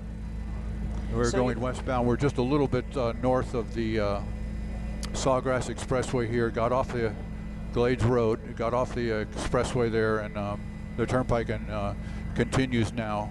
So if you're just now joining us, I'm going to interrupt Ralph because he can't hear me, but we are watching a live police chase there. Now we're in Palm Beach County, started in Miami-Dade County, went to Broward County. Let's listen in where he's at now. These are 2 suspects involved in a carjacking. So we're just going to kind of hang with the picture here. We warned our viewers at home and online there a short time ago. Going to be going southbound now, and past the shopping center here into a community. They're going to see the police helicopter here come through the picture here just a short period of time. Yeah, he's turning. The police helicopter is too, Joe, right there, and he's making a curve. Yep. So driving quickly, not stopping, but not going as fast as he was on the turnpike. 441. Yeah, I think it's 441. And there's the intersection of Lyons Road right there. This is Lyons Road. This is Lyons Road. So we're on Lyons Road there. Slower speeds right now, and coming up to Palmetto Park Road here. Driving around slower vehicles here, but you can see there now right between those two vehicles. Very, very dangerous situation here. As these people try to elude the police department there from the air and from the ground. We're just going to continue to follow here. We're still on looking at Lyons Road there. So this driver has slowed down, but again, as Ralph has said, they're on Lyons Road right now in Palm Beach County. We're talking just 2 lanes here. There's plenty of red lights that this driver is refusing to stop for. And you know, we always wonder when we see these live police chases, what is going through the minds of the driver, because 95% of the time they are pulled over by police. They are caught, and honestly, that number is probably even higher. Being told they go to the wrong side onto the oncoming traffic there, into oncoming traffic. our information tells us he's doing about 60 miles an hour. You see the car swerving out of the way now back into the correct lane of travel, continues on Lyons Road, still going. Let's see here, we'll let it correct here, but we're around 60, 70 miles an hour here on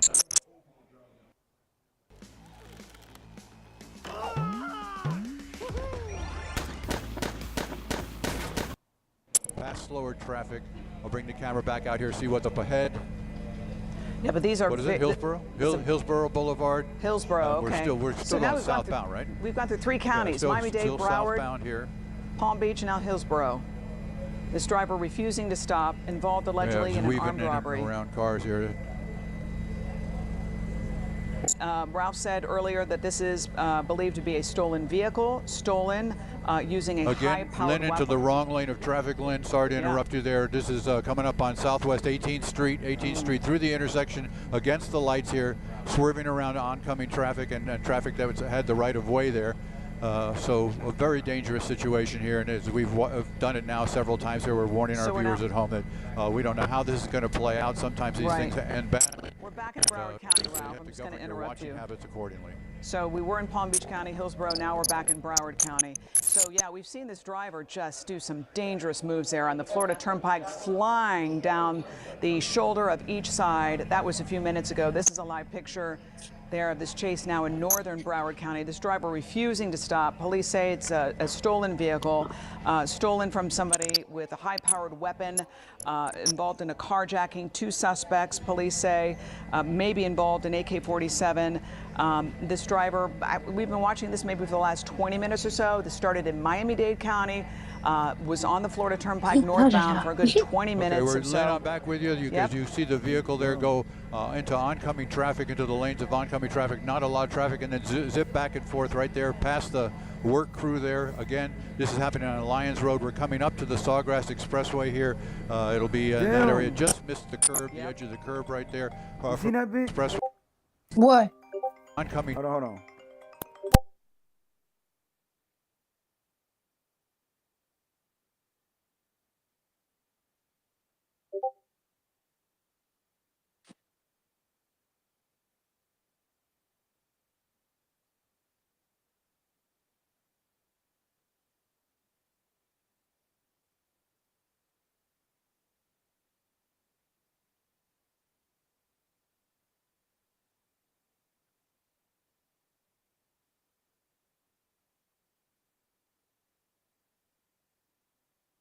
Traffic into the lanes of oncoming traffic, not a lot of traffic, and then zip back and forth right there past the work crew there. Again, this is happening on Lyons Road. We're coming up to the Sawgrass Expressway here.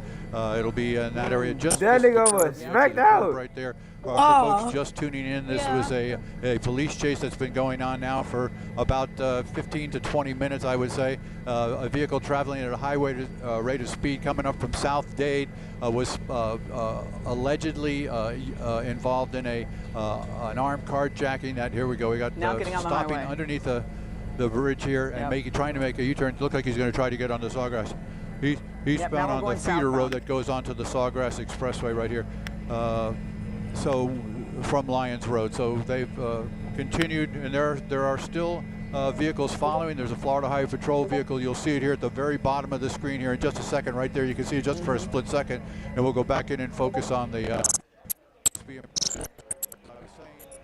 So this driver now has made a big U-turn, as you heard Ralph say. I'll just interrupt while we get his picture back. It's now on the Sawgrass Expressway, northbound Broward County. Let's peek in now and listen to Ralph. From an area down in South Dade off of Dixie Highway in the deep 200 of South Dixie at gunpoint, and they're taken from the driver and reported stolen at that time, and the police department down there, Miami-Dade, read out the BOLO of this vehicle. They put it on a sheet, on a board. All the municipalities get it. Now we're on the turnpike coming southbound. They just got on the turnpike from the Sawgrass, and we were back coming southbound. Continue to be followed by helicopter and ground units from both the Florida Highway Patrol and Miami-Dade County. There are other agencies that are have been advised of this right now that we understand.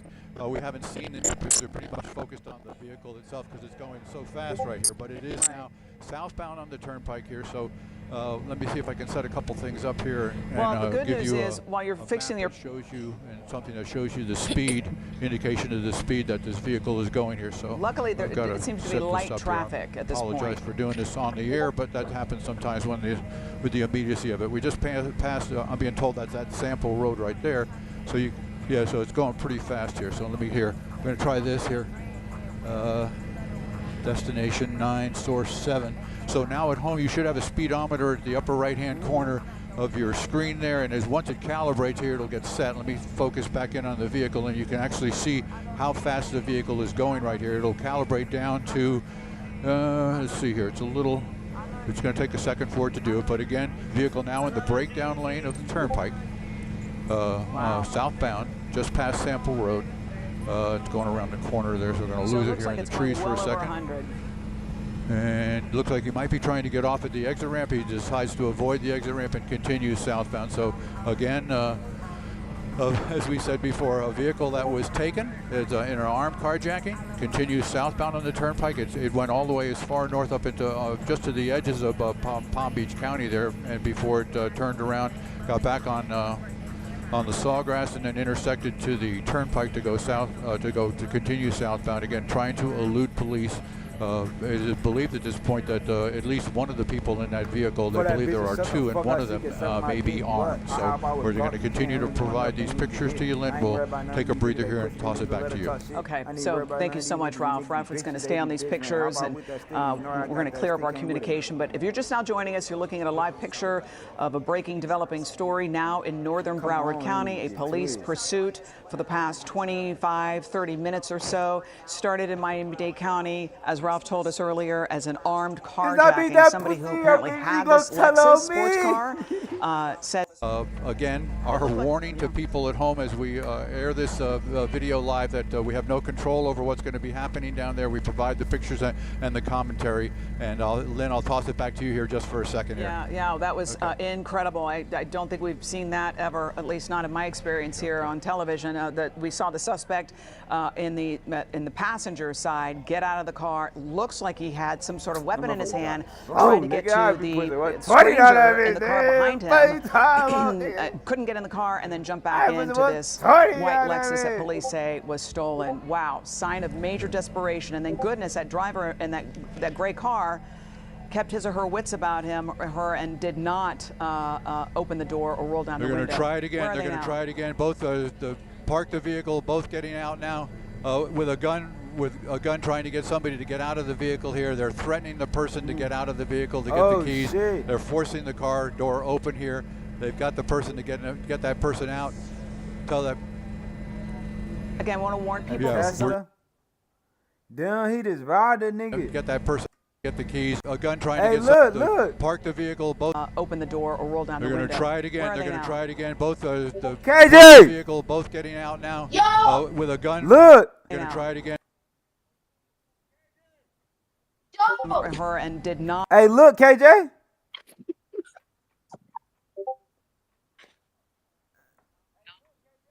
KJ. Yo. Look, you watching it?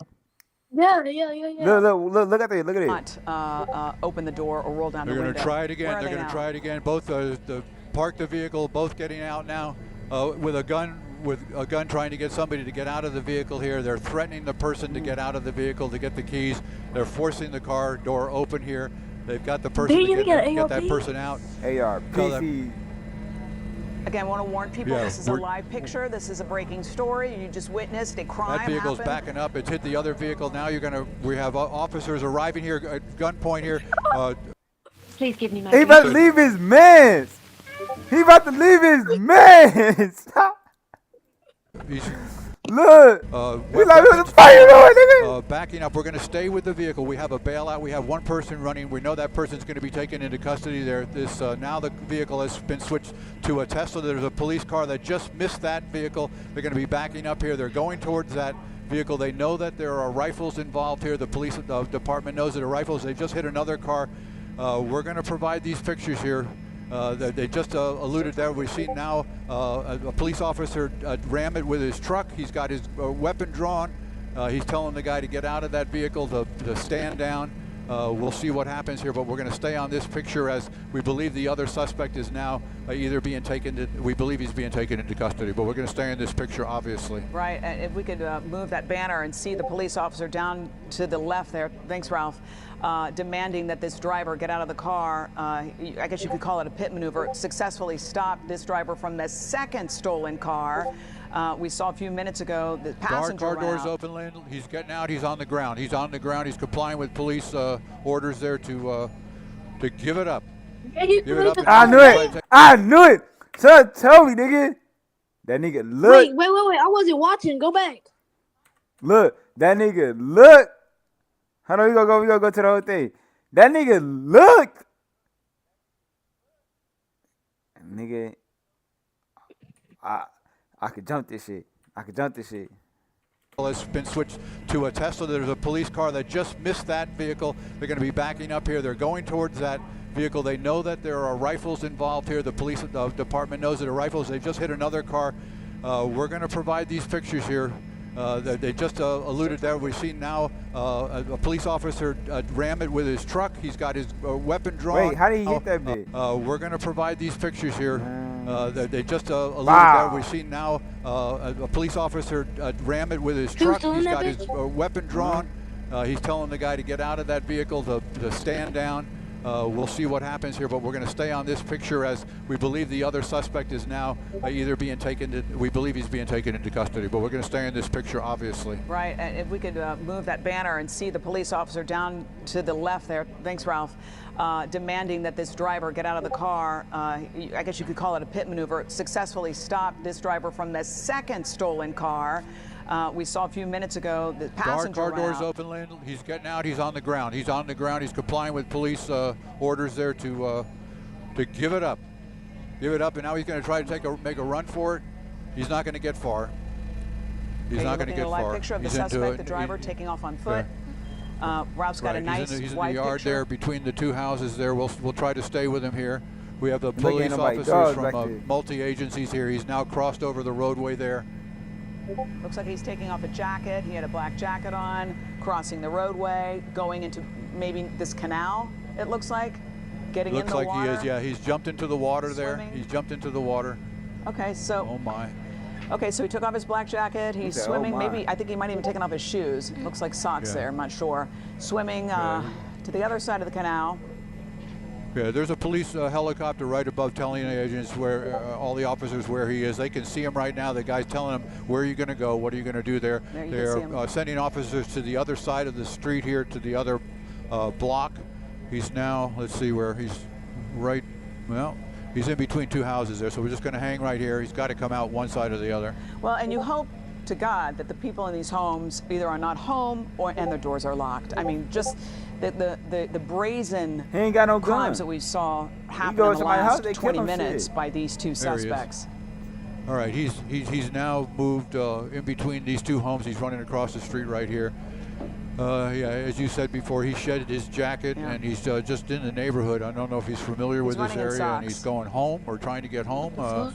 That does happen sometimes in these cases where the suspect or the person that's being pursued by police just tries to get home. He's getting winded.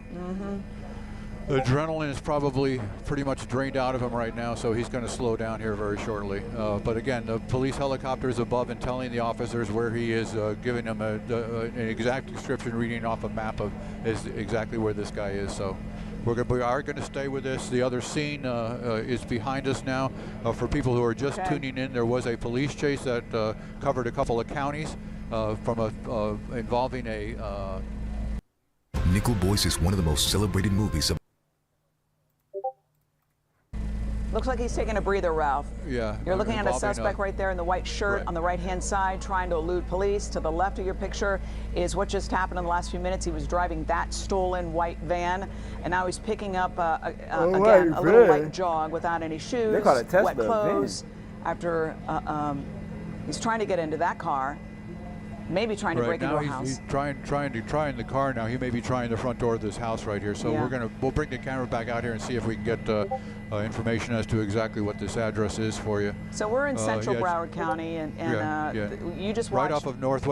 Right off of Northwest 54th Street is going to be the address here, just to the south of, I believe it's just to the south of Commercial Boulevard. Let me just jump in. What you're looking at, viewers, if you're just now joining us, to the left is the end of a very, very dangerous police chase of an alleged stolen vehicle.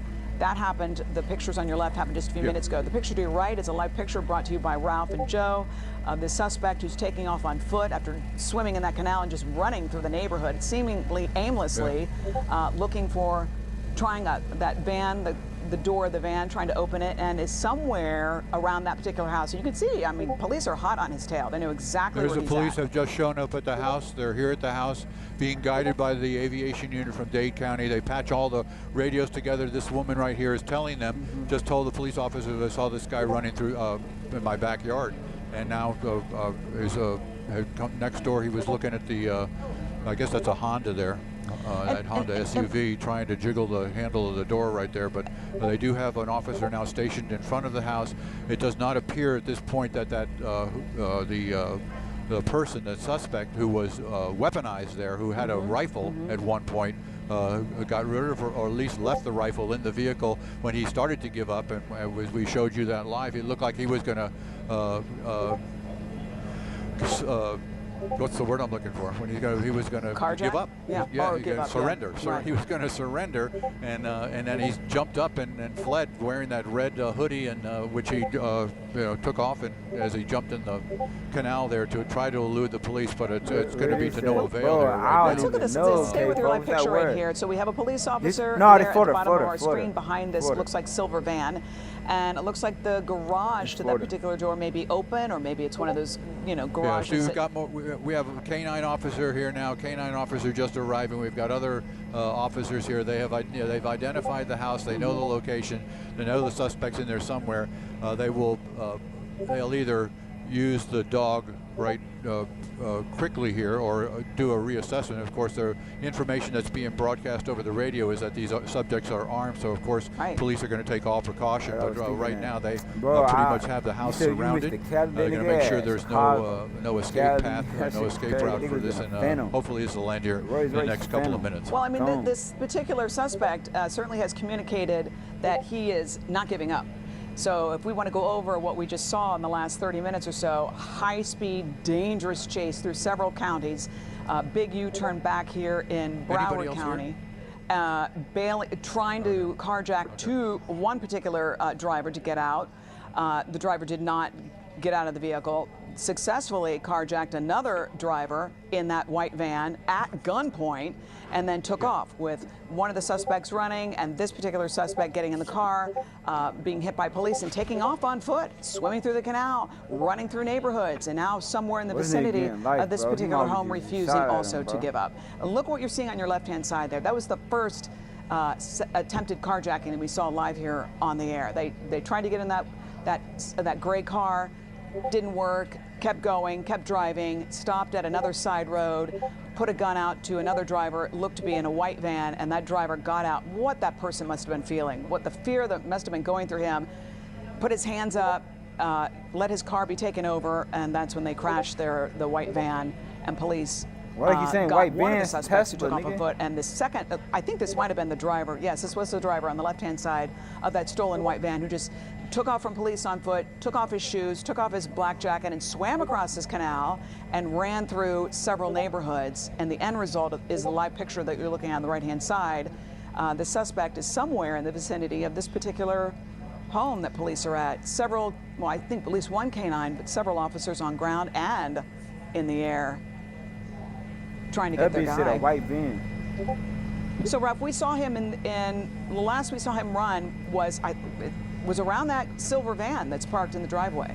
Is that correct? Right. As it turns out, Lynn, from this side of the coming around to this side of the house here, we can see what appears that the garage door is open to the house. Right. Whether he had the passcode to it, or whether it was open because somebody else was there, or whether he knocked on the door and they opened the garage.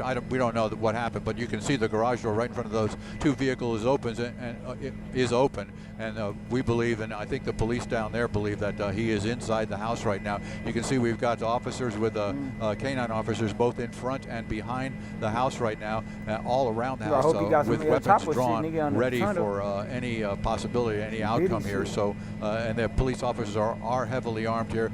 For folks who just turned in a short time ago, just tuning in right now, there was a vehicle that was taken in an armed carjacking down in South Dade. They put out a bolo for that vehicle. It was a white Lexus sports type vehicle, capable of high rates of speed, which they displayed during a police chase that occurred after that vehicle was spotted based on its license tag number on a plate reader down in Dade County. They launched their aviation unit, or that aviation unit was up. That's a helicopter. It spotted the vehicle, followed it, got on the radio, was patched together with both Broward County and all the other agencies that are in that area from down deep in South Dade all the way up here, and they followed that vehicle up the turnpike. It took them on a crazy ride all the way up past the Sawgrass Expressway up into deep Broward County, right on the edge of Palm Beach County, drove around in the neighborhoods, driving in the wrong lanes of traffic into oncoming traffic, blowing traffic lights and stop signs, putting civilians at great danger. In the meantime, the police department, using the helicopter, just stayed above with units from the Florida Highway Patrol and from Miami-Dade Police Department following behind. And of course, when it got up into Broward, the Broward Sheriff's Office also got their people involved with this and in the pursuit of this vehicle, but from a safe distance there, and let the helicopter call out where the vehicle was and what they were doing. At the point where the weapons were shown, early in that bolo, they said that there were automatic rifles were used in that robbery attempt, the armed carjacking. So police, of course, were super cautious with that. And then we saw live on the air a passenger of one vehicle at an intersection get out and display that weapon, trying to get the driver of the vehicle on the exit ramp of the turnpike to Commercial Boulevard there to come eastbound, to try to get him to get out of the vehicle. That person did not comply. The passenger got back in the car. It fled again for a better part of maybe 2 or 3 minutes, and then stopped again at an intersection behind a vehicle, in front of a vehicle. And this time the driver got out with the weapon, pointed it at the driver. The driver complied, got out of the vehicle, let the suspect have the vehicle. He got inside, and at that point, a number of police officers responding. The car was hit several times. It also bumped into several vehicles as it tried to flee, and then an officer just pulled in and walloped that vehicle, that Tesla, with his pickup truck, and then came out of the driver's side door with his weapon drawn, telling that driver to give it up. It appeared then the door opened on the suspect's vehicle, the second vehicle of the suspect, and he complied by laying down on the ground, and then, I don't know, he just jumped up, and we watched him as he ran across the roadway there, trying to get away. Police officers pursued. He jumped into a canal. He shed some clothing that he was wearing. We then saw him a short time later, gassed and exhausted from all this exertion, trying to get away. He came to this house that we're focused on right now, where you see the police vehicles parked in front of it, and around it. It'll bring the camera back out here. I see we're double boxing here. And they now believe that the suspect is on the property here, possibly inside the house, and it's completely surrounded. Officers very heavily armed here, waiting for the next direction of exactly how they're going to pursue this. So we're going to hang on this picture and toss it back to you, Lynn. Ralph, that was a very complete summary. We have a little update from police. There is some good news. The second suspect, this person's alleged accomplice, is in police custody. So now they're just working on getting this one suspect out of this house. It looks like definitely we're looking at a standoff. Would you anticipate, Ralph, SWAT to show up and this to become more of a scene? Yeah, if you can, again, we're having some communication issues here, but if you can hear me, yeah, I concur. We're trying to find the channel that they're operating on here, but it appears that they're try to be sensible with this and make sure that if there's any, first of all, they're trying to identify the home, and the homeowner make contact with people inside and make a determination if there is anybody home. If there's no one home, then they're going to try to find somebody who knows the layout of the house, and by doing that, they'll know how many rooms are there, how many bathrooms there, if there's a utility room, any egress, any place the person could get into or get out of, if there's attic space, crawl space, all the different things that the police do in this type of situation when they have a wanted suspect who was armed and may still be possibly be armed, who's on the loose. Oh, this is starting to get Very dangerous situation right now in this standoff for police and for neighbors. It is interesting to see that there are 2 parked cars out of this particular home, and we did see a few moments ago that suspect try the handle of that. It looks like it's a silver van or SUV, and it was locked.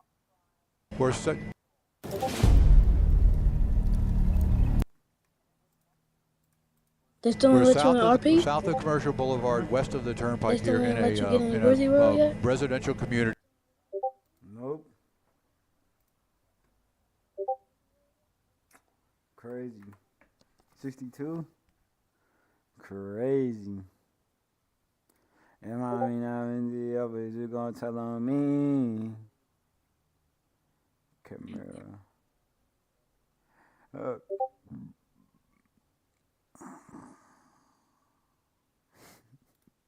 This just before rush hour here, as we get to the top of the 4 o'clock hour, you can see there's a fair amount of traffic, and if he continues driving like this, especially through some of these red lights, then they're going to have to pull back and rely on that helicopter to really be their eyes from up above. And nigga, I would have taken that car back. You're going to see more local jurisdictions take part in this pursuit, and potentially even CHP if they are requested.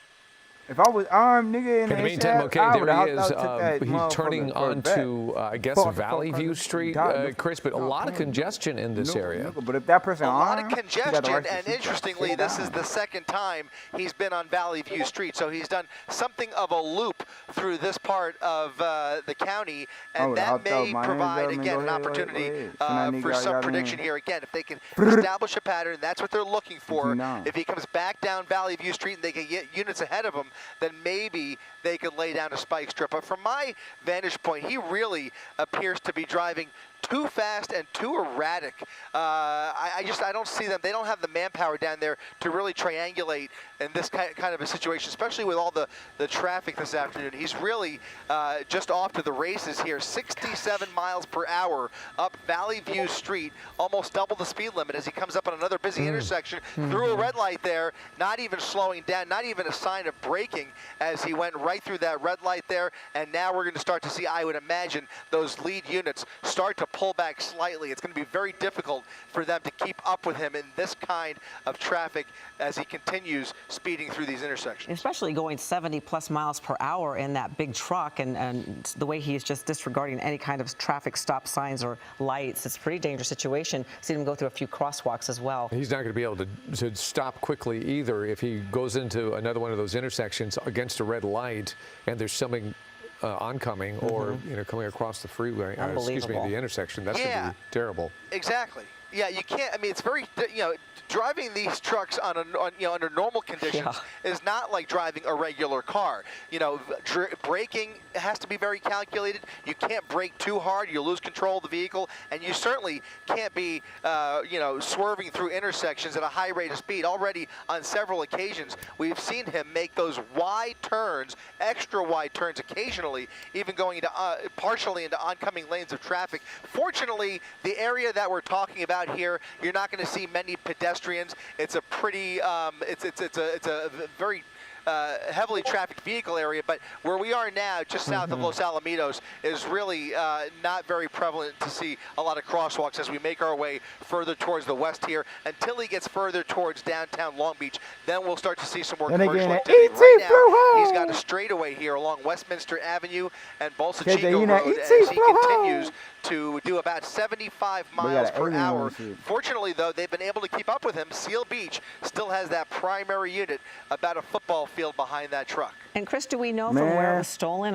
Pardon me if we've already told me that. No, the original location, the original agency that began the pursuit was actually Manhattan Beach PD. So they've made their way through the South Bay here, starting near the beach and ending up all the way down near Seal Beach, which is where it sounds like Seal Beach PD took over this pursuit. I'm not sure if Manhattan Beach PD even has a unit in the pursuit still. I thought I saw one of their SUVs further back. We'll go ahead and widen out just a second. I think there is more than one agency in that conglomerate behind him. That is a Seal Beach primary unit. He's got at least 2 units, and both of them appear to be Seal Beach. So for right now, Seal Beach is the primary agency taking this over from Manhattan Beach PD, but so far not relinquishing this pursuit. They are still continuing to chase this guy down despite the dangerous driving with only the help of that CHP helicopter. So he's moving further west here into an industrial area just to the east of downtown Long Beach. Again, making his way westbound on Westminster Boulevard. Again, 2 people inside of that truck, and we have no idea what they are hauling in the back. Always another variable when you're talking about these box trucks. We have no idea what the motivation is for this driver. Yeah, so there he is flying by as he continues to get into more congested traffic. That little straightaway was nice because you could tell it was wide open. There wasn't a whole lot of people there, but now we're back to the crosswalks, to heavy traffic, and then this is when it gets really dangerous, Chris. Nothing makes a gathering great like... Oh, that looks so fucking good and sexy. Yeah, it's going to get more dangerous here. You can see some houses off to the left there. So a combination of residential neighborhoods up ahead here, as well as commercial businesses. And the further west he gets, the closer we're going to get to the busier parts of Long Beach. I mentioned so what may or may not be in the back. We have no idea. And then they see what the is lights and police. and it's a good possibility he may not even know what is in the back of that truck either, because this is he's almost come in contact there right behind the tree. We'll see here if he made contact with that truck. He might have braked just in time, but I don't think he made contact there. Close call, though, to say the least, behind that tree as he continues weaving through traffic here. Further west, the further west we go, traffic is going to get a little bit busier. I was about to say this was reported to be a stolen U-Haul truck, so he probably does not even know what is in the back of that truck. So it matters what's in there, because if it's an empty truck, the truck will handle one way. If there's a lot of cargo in the back of that truck, that's a whole different situation. Either way, a very top-heavy vehicle that is difficult to maintain control. And somebody, look at this. This is going to get dramatically more dangerous here if he continues this behavior. Jumping over that center median, trying to lose those units, doing a U-turn, and now going the opposite way. He's now turned around, made a crazy U-turn over that concrete median, and now going eastbound on 2nd Street. Man, I would be playing with their ass. I would be going in circles. This may prompt Seal Beach to ask for mutual aid here. They may begin asking for more units to help out in this pursuit. They are out of their jurisdiction here, but they would have turned around. And so when they turned around, I would have went their way, the way they went. They've been monitoring this the whole time. Also, the LA County Sheriff's Department will likely have units in the vicinity as well. Another wide U-turn there, and now he's going back westbound once again. So he clearly is. Damn, wait, hold on. That's El Chapo. Once again, so. That's who? El Chapo. He clearly is El either making this up as he goes along, or for some reason thinks that these U-turns are going to lose police. But they are pretty much, I don't want to say they're right on his tail. They're giving him a wide berth here, but you're going to see a lot more traffic, as we're seeing right here, coming up on another busy intersection. Yeah, let's see how he maneuvers his way through these cars, and if he's going to hit anybody. I don't think he's hit anybody so far, but we don't know for sure. But this type of driving, this erratic driving, is certainly dangerous. And best case scenario, if they could maybe do a spike strip and figure out a pattern, if he starts driving around in some type of pattern, that's the best case scenario, I guess. It just seems like they don't have the personnel to do it unless they do call for help, as Chris was saying. And then he did loop around twice, but you said they have been successful, at least Seal Beach units have been successful to basically stay close to his tail, right, Chris? Right. Now, he just crossed the Long Beach Marina, and still, despite all of that weaving through traffic, I've spotted at least 2 or 3 units that have managed to keep up with him throughout all of this crazy driving. It's only going to get busier the further west we get, and my worry is that the driving may start to get more aggressive, especially after you see him jumping medians and starting to do, just really erratic driving like that. Here he is, oncoming lanes of traffic over the double yellow lines. A clearer glimpse now into the passenger seat. Hard to make out if that. It looks like the passenger is clutching on. Almost looks like she's clutching on to either a stuffed animal or a baby. I don't know what she's holding on to. I think covering her face in terror. She's clutching. Yeah, hey, when I hear clutching, chat. When I hear clutching, I think you got that fire on you. Be it, yep. Yeah, that could be scared. It. Was difficult to see. I know you guys have slightly larger monitors than I do. You may have a better vantage point, but she is clearly holding something up against her face. Yeah.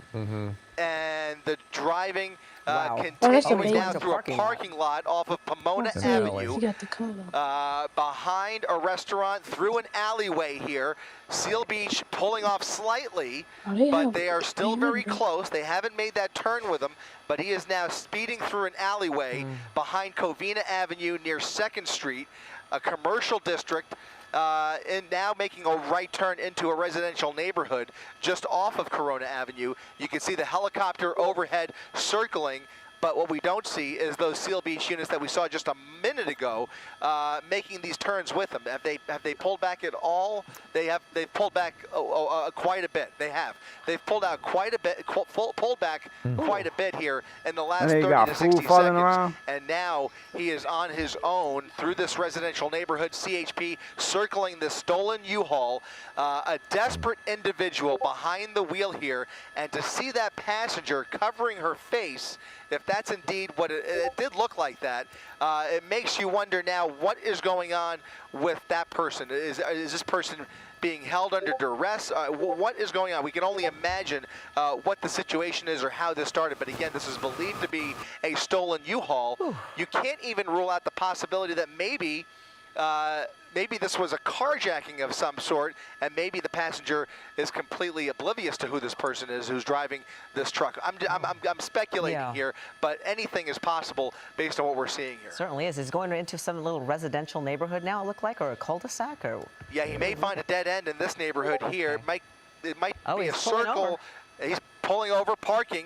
He sees that there's nobody behind him. He sees a spot where he could dump the vehicle. He's going to walk away here, and the passenger is going to walk with him. The passenger's going to walk away with him.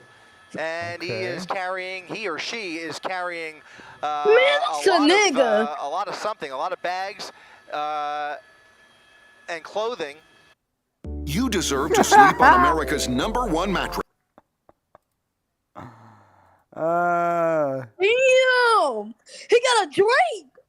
All bundled up there, really hard to make out a description, but now the driver going in one direction, the passenger moving in a different direction. Now it's really only a matter of seconds or short minutes before law enforcement pulls in here and takes these two down. They are not going to get very far. CHP has good eyes on these suspects. Let's go ahead and widen out just slightly to see if there's anybody in the area here. He's walking along the water. There's a channel that comes from the marina here at the end of Elliott Street. There's a marina, and now he is walking onto some rocks here.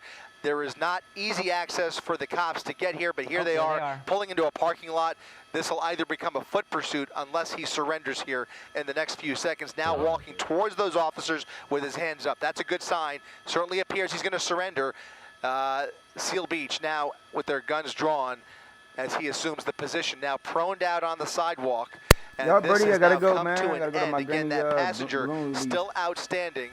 walking away from the scene with a lot of clothing and I don't know if that was a shopping bag or whatever, but one person still at large, the driver now being taken into custody at the end of Elliott Street near the marina here in Long Beach. Oh, shit. Yeah, that went everywhere, all these different cities, but again, we've said this many times before, but as dangerous as it appeared, we're lucky that something more catastrophic did not happen.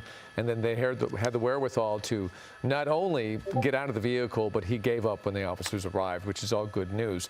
Yeah, it's still a question as to the passenger and where he or she ended up going, but I'm sure that person is not far away either. Yeah, at the end of the day, this certainly appears to have been a big joyride for that driver. Really no clear destination in mind, especially during, towards the end of this pursuit as he just kind of meandered into this neighborhood.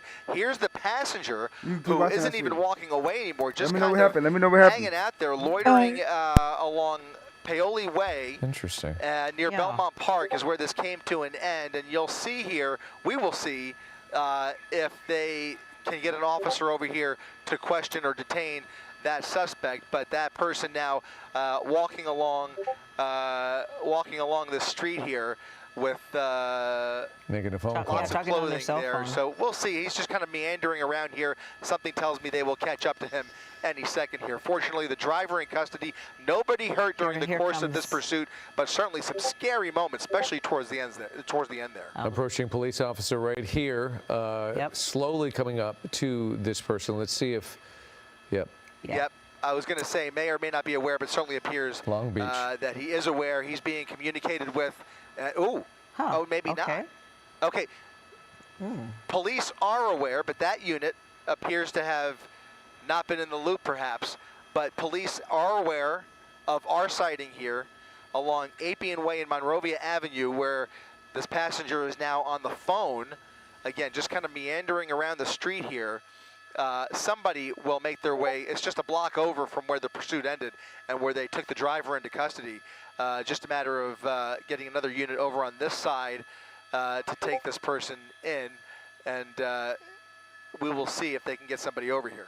Yeah, that's talk about being nonchalant and walking really on slowly the phone, walking slowly, and not looking the part. But that is the person. We are absolutely sure of it, and somebody is watching that, or at least watching us, and able to kind of pinpoint where this person is. Perhaps the other helicopter stayed. Oh, there we go. There we go. All right, so police now out.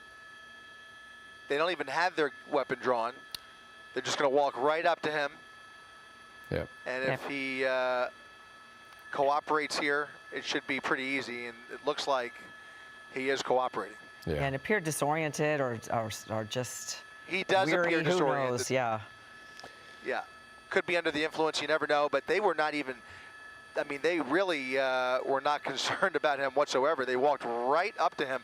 A little bit unusual there, to be honest with you. Just walked right up from behind him, and he has stopped, and he's giving himself up here. Yeah. But all's well that ends well. I mean, they really were able to end this one pretty peacefully here, and nobody hurt, as I mentioned. Thank goodness, because that could have been a dangerous one. Chris Christie and Air 7HD, as always, excellent job, and we appreciate it. Thank you. Wrap that one up without a horrible tragedy. Thank goodness. Yeah, well, we're going to take a little time and talk about the weather, because it's always been so cold the last few days. Is it going to warm up at all? It is going to warm up a little bit, but not very much, Ellen. We're kind of in one of those situations where the Southern California is getting these cold air blasts, one right after the other, and this one has some wind with it. This is the next one.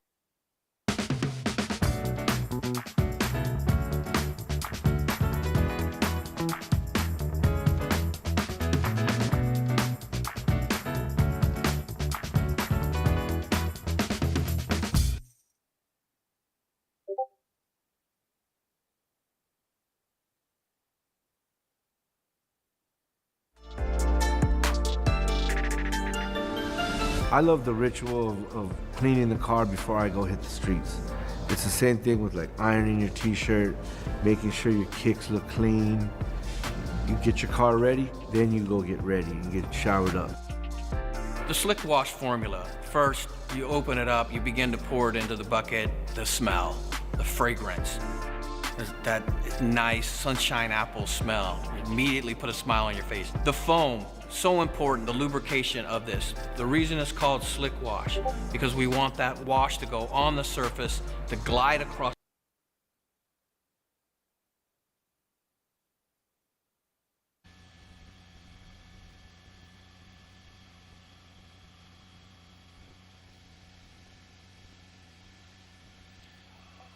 Armed robberies wearing body armor.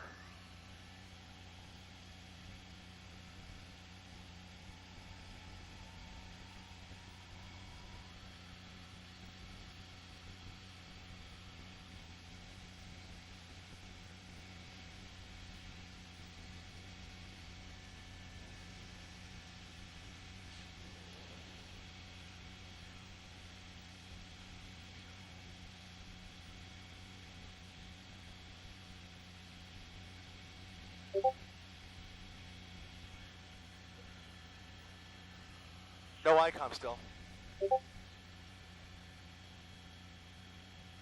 Okay, just making sure.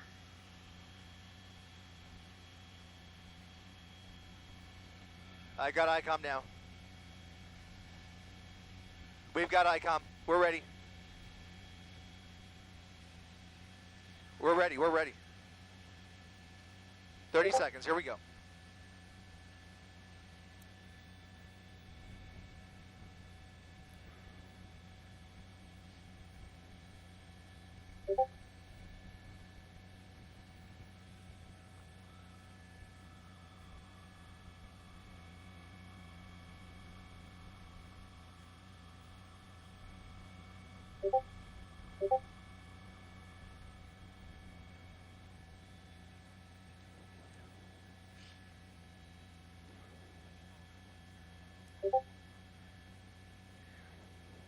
Flying by, David, a lone driver behind the wheel of that white BMW there in the center of your screen. This all started somewhere along the 210 freeway, a bit east of here, as he made his way towards the 605, towards Irwindale, through Irwindale, and then got on the 605 southbound, pushing speeds upwards of 100 miles per hour. Right now holding steady at about 90 miles per hour. You can see very heavily tinted windows, including that front windshield. Unable to get a glimpse through that driver's windshield. However, I can tell you that this is reported to be an armed robbery suspect, a full CHP pursuit package on his tail. I doubt they're going to give this one up for several reasons, but you can see he's now in the HOV lane. He's using all of the freeway at his disposal to get around traffic, weaving continuously as he encounters any traffic at extreme speeds, now slowing down a little bit with traffic, but the minute he's got a straightaway, again, we've seen speeds upwards of 100 to 110 miles per hour. Again, southbound 605 passing Whittier Boulevard. His next freeway is going to be the 5 freeway, and we'll see if he decides to take that. He can take the 5 obviously north or south, or he can continue southbound on the 605. He's got CHP not only behind him, but he's got that airship right overhead. So if they decide that the speeds are too dangerous, and they are extremely fast, especially considering we're at the tail end of rush hour, they do have that option of relying on the airship to start calling it out, and they can position themselves further south of here if he gets off the freeway. But right now, doing a great job of keeping up with him. You get that primary unit and a secondary unit. These are all Baldwin Park CHP officers on his tail here. So we'll see how far they take this and how far he takes them. Again, one driver believed to be inside the car, no other passengers that we're aware of. There was a report that he may be, it looks like he's slowing down with traffic here. There's a report that he may possibly be wearing some type of body armor, but that is very much unconfirmed at this point. Again, we're listening in as much as we can, trying to gather some more facts here. But again, this is believed to be an armed robbery suspect behind the wheel, guys.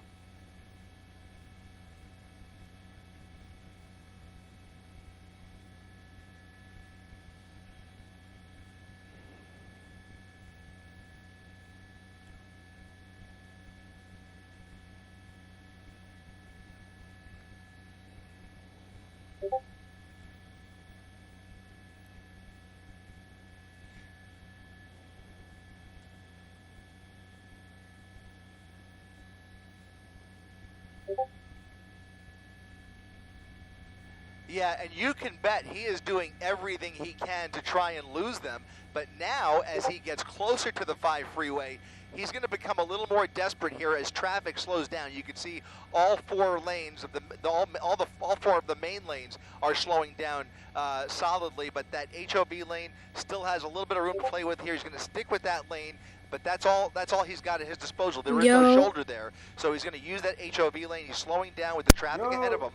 And I don't think, unlike the other pursuits that we've seen this week, Colleen, I don't think they're going to give this one up as easily because, A, first of all, they're doing a great job keeping up with them, and second of all, the charges here sound, at least at first blush, pretty serious. So an armed robbery suspect on the run from the CHP. Not sure if CHP was the primary agency, the original agency that initiated the pursuit, or what the details are behind that armed robbery crime somewhere believed to be in LA County. But in any event, he is considered armed and dangerous as we hear them on the scanner. And now here comes the passenger side window, cracked open slightly, and maybe indications there. I didn't get a really close look, maybe indications of a second person in that seat, but in any event, you saw the window come down very briefly and then right back up. That's about the first glimpse that we've seen inside of this car. You can see those windows are pretty much limo tinted and really impossible to see in there right now.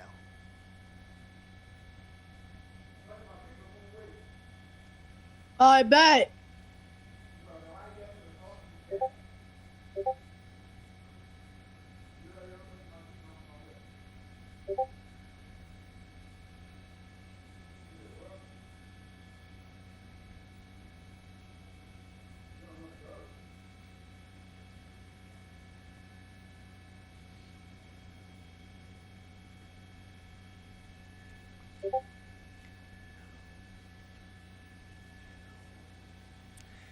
He was getting pretty lucky as he was coming westbound on the 210 freeway. Very little traffic in his way, and he was pushing well over 100 miles per hour. He was indeed flying down the freeway, even as he made the transition onto the 605. When you saw that first shot of us pulling up and CHP right behind him, he was still doing upwards of 100. And then the further south we get, you can see he's really at the disposal of traffic here. But once again, according to our real-time speed tracker, he's at exactly 90 to 100, hovering between 90 and 100 right here.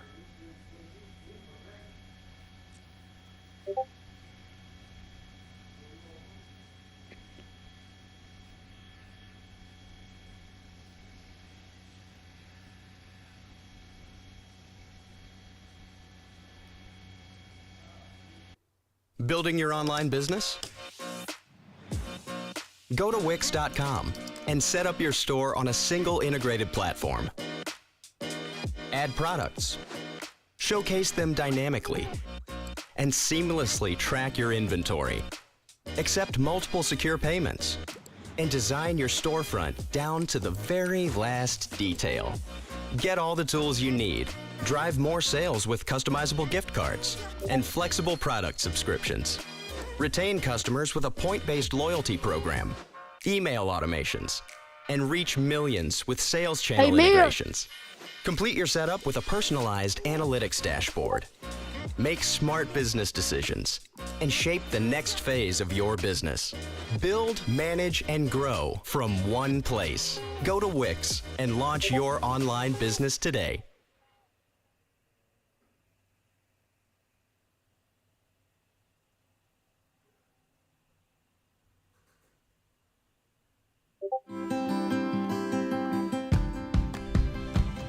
The University of Utah sits at 4,330 feet above sea level. Rising up more than 11,000 feet behind campus are the Wasatch Mountains. They inspire us to set our sights high, none more so than our 240 graduate programs. You'll find renowned professors with lofty expectations from themselves and from you.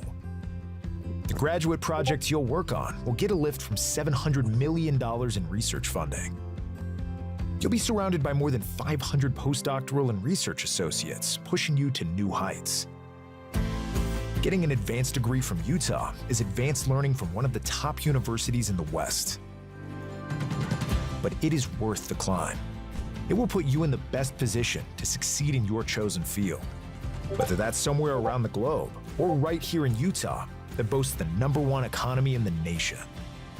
Along the way, you'll be supported by a wide range of university resources, all in a vibrant, stunning environment. Because at Utah, we don't just gaze up at those incredible mountains. We have a ton of fun coming down them as well.